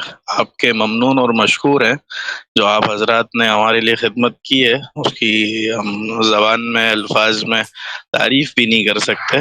سوال میرا یہ تھا کہ لوگ تو اس سوال کو اعتراض کے طور پر اٹھاتے ہیں، مجھے اس پر تعجب کافی ہوتا ہے۔ وہ سوال یہ ہے کہ جو ہم فکر فرائی میں یہ بات ہے کہ قرآن جو ہے جیسے کہ قطعی الثبوت ہے، اسی طرح وہ قطعی الدلالت بھی ہے، تو یہ موضوع تو شروع دن سے زیر بحث ہے فقہا کے درمیان بھی۔ تو مجھے یعنی لوگ تو یہ اعتراض کرتے ہیں کہ بھئی پورے 1300 سال میں 1400 سال میں کسی کو سمجھ نہیں آئی تمہیں سمجھ آ گئی، تو وہ تو اعتراض کرتے ہیں۔ میں تعجب کر رہا ہوں کہ واقعی ایسا ہے کہ یہ موضوع زیر بحث ضرور رہا ہے کہ قطعی الدلالت ہے اور قطعی الثبوت ہے، قطعی الدلالت نہیں ہے، تو یہ کیا وجہ ہے کہ فکر فرائی میں یہ بات سمجھ آ گئی، اور جو کہ آنی بھی چاہیے، یعنی ایکسیپٹیبل ہے، سمجھ آتی ہے کہ قطعی الدلالت ہونا چاہیے کلام الہی کو، تو یہ ان سے پہلے کسی کو کیوں سمجھ نہیں آئی؟ سوال میرا یہی ہے۔ جزاک اللہ۔ سب کو سمجھ میں آئی ہے، کوئی بھی وہ بات نہیں کرتا ہے جو یہ آج کے ماڈرن دور کے بعض لوگ مغرب کے اندر جو تفہیم متن کی نئی روایات پیدا ہوئی ہیں، جنہوں نے اس بنیاد پر بائبل کی ڈسٹرکشن کی ہے، ڈی کنسٹرکشن کی ہے، اور یہ ڈریدا وغیرہ کی جو نئی تھیوریز ہیں، اور یہ کہ جی یہ جو کلام ہے یہ تو اپنے اندر یہ صلاحیت ہی نہیں رکھتا، متن کے اندر یہ قوت ہی نہیں ہے، الفاظ کے اندر یہ جانی نہیں ہے کہ وہ اپنے مدعا کو پہنچا سکیں، یہ تو قاری ہے جو اپنا پورا کا پورا تصور علم اور اپنے بائسس کو لے کے کلام کی طرف جاتا ہے اور اس سے جو چاہے کشید کر کے لے آئے، اور اس کی بنیاد پر انہوں نے جو الہامی ٹیکسٹ ہے اس کی ڈی کنسٹرکشن کی بات کی ہے، اور جو دلائل اور مثالیں دی ہیں وہ اس نوعیت کی نظموں کی دی ہیں کہ جن کے اندر خود جو شاعر ہے اس کے پیش نظر ہی نہیں ہوتا کہ وہ کوئی ایسی منشا اپنی قطعی طور پہ لوگوں تک پہنچا دے، وہ تو حد اٹھانے کی چیزیں ہوتی ہیں۔ تو یہ سب کی سب نئی بحثیں ہیں، ہمارا علم ان بحثوں سے قطعاً لا تعلق ہے۔ ان کے ہاں یہ چیز زیر بحث آتی ہے۔ اصول فقہ کا میں درس نظامی میں ہم نے 6-7 سال پڑھا، تو ابتدائی طالب علم بھی جانتا ہے کہ وہاں پر بحث کیا ہوتی ہے۔ اسی کی تو بحث ہوتی ہے کہ بھائی یہ لفظ ہے، اس کی یہ اقسام ہیں، ان اقسام کے نتیجے میں یہ کلام وجود پذیر ہوتا ہے۔ کلام کو جب آپ پڑھیں گے تو اس کے اندر جو نص ہے اس کی کیا کیا صورتیں سامنے آ جاتی ہیں باعتبار لفظیہ کے، پھر اسی طریقے سے اس نفس کا باعتبار معنوی کا کہ کیا چیزیں سامنے آ جاتی ہیں۔ تو یہ دلالت النص ہے، اشارت النص ہے، اقتضاء النص ہے، ساری بحثیں وہاں پر ہو رہی ہیں۔ کہیں کسی کے حاشیے خیال میں بھی یہ نہیں آیا کہ بھائی یہ متن تو اس قابل ہی نہیں ہے کہ اس کے اندر سے کوئی چیز اخذ کی جا سکے۔ یعنی اگر یہ کسی کے ذہن میں آتا تو آپ کے خیال میں جو ان لوگوں نے تفاسیر لکھی ہیں وہ کبھی قرآن مجید کی تفسیر لکھتے؟ وہ کیا کر رہے ہوتے ہیں تفسیر کے اندر؟ اس تفسیر کے اندر وہ یہی بتا رہے ہوتے ہیں کہ یہ کلام الہی ہے، یہ الفاظ ہیں، یہ جملے کی تالیف ہے، یہ اس کا سیاق و سباق ہے، اس کی روشنی میں یہ مدعا ہے جو ہم سمجھے ہیں۔ اس کے بارے میں آج تک کسی نے دعویٰ نہیں کیا کہ جو کچھ ہم سمجھے ہیں ہمارا فہم قطعی ہے۔ نہ فکر فراہی کے کابرین نے کیا، نہ غامدی صاحب نے کیا، نہ زمخشری نے کیا، نہ رازی نے کیا، نہ کسی اور نے کیا۔ یہ کس نے دعویٰ کیا؟ زیر بحث کیا ہے؟ زیر بحث متکلم کی منشا ہے۔ کیا متکلم یہ چاہتا ہے قرآن مجید کی ایک آیت دے کر کہ اس کے پیش نظر تو کوئی متعین چیز نہیں ہے، جو چاہے اس سے ایک چیز نکال کے لے اڑے، یہ تو گویا ایک چیز تان ہے، اور اس کی بنیاد پر وہ یہ دعویٰ کر رہے کہ اپنے اپنے نزاعات کو اس کی متن کی میزان میں لا کے اس سے فیصلے کرواؤ، اور دوسری طرف متن کا عالم یہ ہے کہ متن تو کوئی فیصلہ کرنے کی پوزیشن میں نہیں ہے۔ تو بہت ساری بحثیں ہیں جو یہ فلسفے کے پس منظر میں پیدا ہوئی ہیں، اس کو اگر آپ سادہ علمی اصولوں پر تحلیل کریں، یعنی میں تو قرآن مجید تو اللہ کا کلام ہے، میں تو کسی سول اور سیشن کورٹ کے جج کے کلام کے بارے میں تصور نہیں کر سکتا کہ وہ قطعی دلالہ نہیں ہوگا۔ بھائی اس کی بنیاد پہ کسی کو جیل جانا ہے، آپ کہیں جو چاہے معنی خاص، وہ میرا قلت علم اور میرا قلت تدبر ہوتا ہے جس کی بنیاد پر میں اس معنی تک نہیں پہنچ پاتا، یا اس سفر میں جاؤں تو اختلاف پیدا ہو جاتا ہے۔ تو یہ جتنی بحثیں ہیں یہ مسلمانوں کی علمی تراث سے عدم واقفیت کی بحثیں ہیں، اور اس میں جن لوگوں کو وہ دلیل کے طور پہ پیش کرتے ہیں وہ اصل بات ہی نہیں کر رہے۔ غامدی صاحب نے اس پر کافی آرٹیکلز لکھے ہیں، آپ ان کو پڑھ سکتے ہیں، ان کی کتاب مقامات میں، برہان وغیرہ میں موجود ہے۔ جی بہت شکریہ اسامہ بھائی۔ اگر آپ اجازت دیں ہم اگلے گیسٹ کی طرف چلتے ہیں۔ اللہ آپ کو بہت جزائے خیر دے۔ جی بہت شکریہ جی۔ اگلے گیسٹ بھی ہمارے انہی کے ہم نام اسامہ بھائی ہیں، تو وہ اپنا مائک انمیوٹ کر کے سوال کر سکتے ہیں، اور ہم نے لنک جو ہے ہائیڈ کر دی ہے تاکہ جتنے لوگ ہمارے ساتھ پہلے سے جڑے ہوئے ہیں صرف انہی کو موقع دیا جائے، کیونکہ ہمارے پاس بس چند منٹس ہی بچے ہیں۔ جی اسامہ بھائی آپ اپنا مائک انمیوٹ کر کے سوال کر سکتے ہو۔ السلام علیکم ورحمۃ اللہ وبرکاتہ۔ حسن بھائی کیسے؟ امید ہے آپ ٹھیک ہوں گے۔ اچھا میں تو معذرت کہ مجھے پتہ نہیں تھا کہ یہ فکر غامدی کے اوپر ہی سیشن ہے۔ میرا ایک ذاتی سوال تھا، اگر آپ اجازت دیں تو میں پوچھنا چاہتا ہوں۔ منتظمین بتا دیں جی ان کا پروگرام ہے۔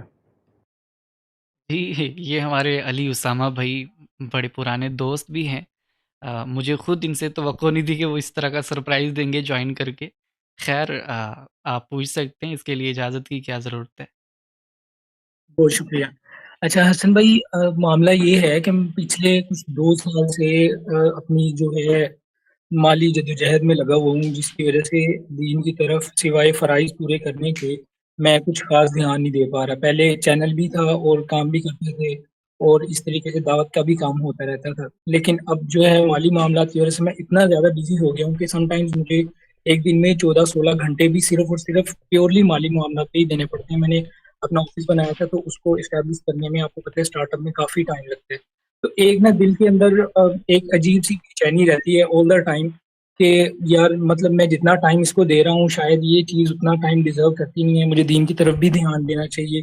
پھر میں بعض اوقات اس بحث کے اندر خود کو بڑا گم پاتا ہوں، مجھے سمجھ نہیں آتی کہ میں نے کہاں پہ رکنا ہے، کہاں پہ میں نے نہیں رکنا، اور मतलब मैं बहुत कंफ्यूज हूँ इस हवाले से, मुझे इस हवाले से क्या करना चाहिए? मैं बड़ा परेशान भी रहता हूँ, और कभी मैं एक नतीजे पे पहुंच जाता हूँ कि इतनी इनकम होगी, मैं रुक जाऊंगा, फिर अगला नतीजा आता है कि नहीं यार इतनी भी इनफ नहीं है, मैं मतलब फंसा हुआ हूँ इसमें। मैं आपकी राय जानना चाहता सबसे पहले तो भाई मैं दुआ गो हूँ अल्लाह ताला आपको इस मुश्किल में आसानी पैदा करे। दूसरा, ये ज़िंदगी की अगर आप हकीकत के तौर पे इसको देखेंगे ना, तो इससे नबर्द आज़मा होने की क़ुव्वत और सलाहियत आपके अंदर पैदा होगी। मैं इस चीज़ से कभी वाकिफ़ ही नहीं रहा, अपनी ज़िंदगी का एक तालिब इल्माना मुशाहिदा ये हासिल बता रहा हूँ कि मैं कभी मायूस हूँ या मेरे अंदर ये तसव्वुर पैदा हो कि यार अब तो दरवाज़े बंद हो गए हैं।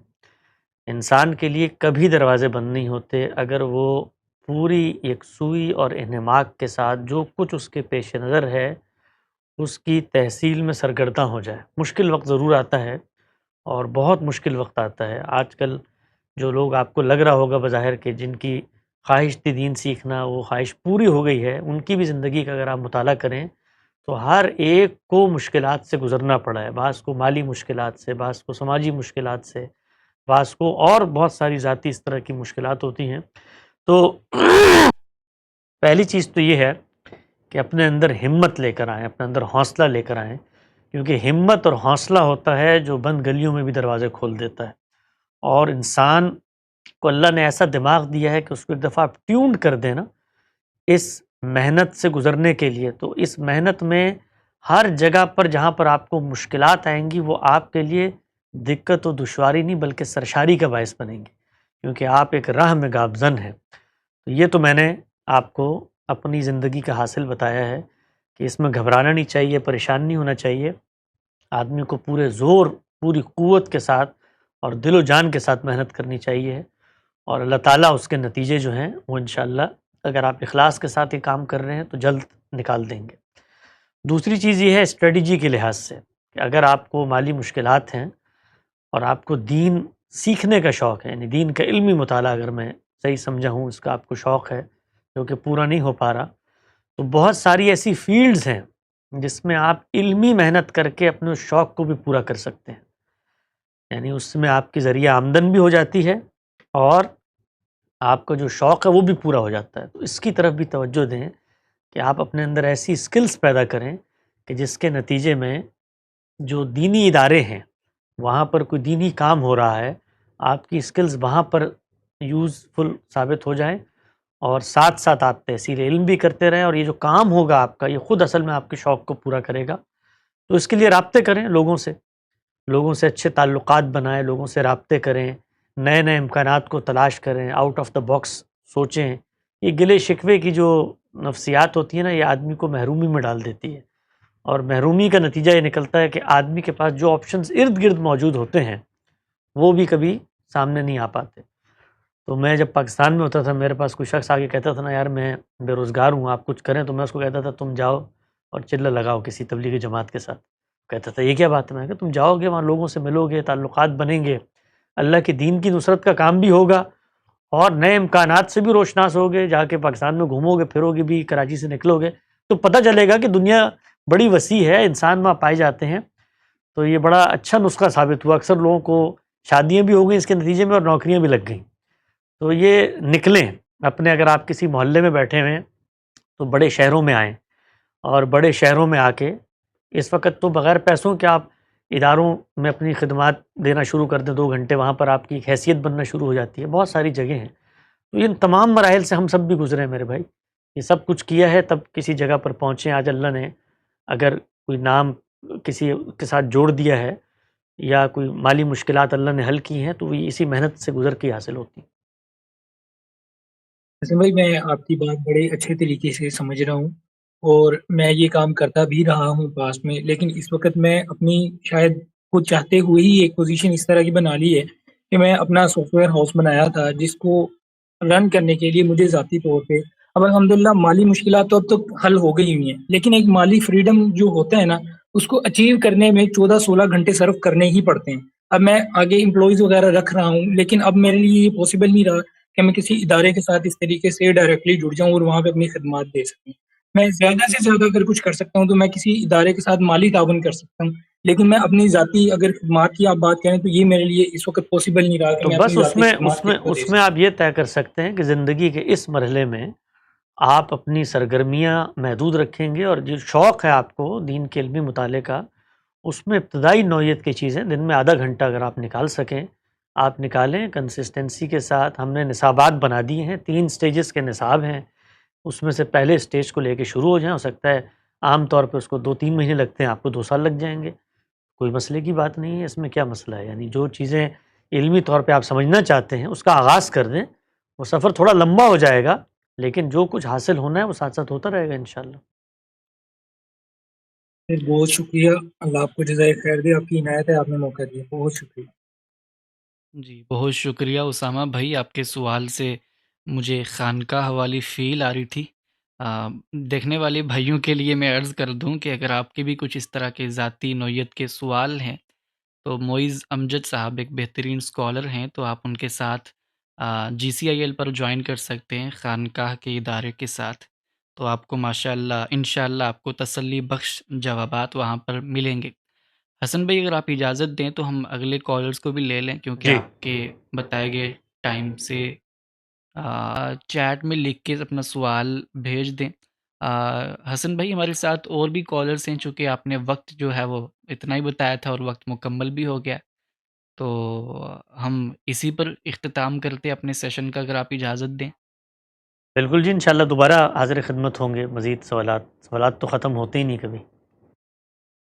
جی جی، اچھا وہ علی بھائی بیسیکلی وہ کمپلیمنٹس دے رہے تھے اور اپریشیٹ کر رہے تھے ہمیں سیشن کے حوالے سے، ان کا کوئی سوال نہیں تھا۔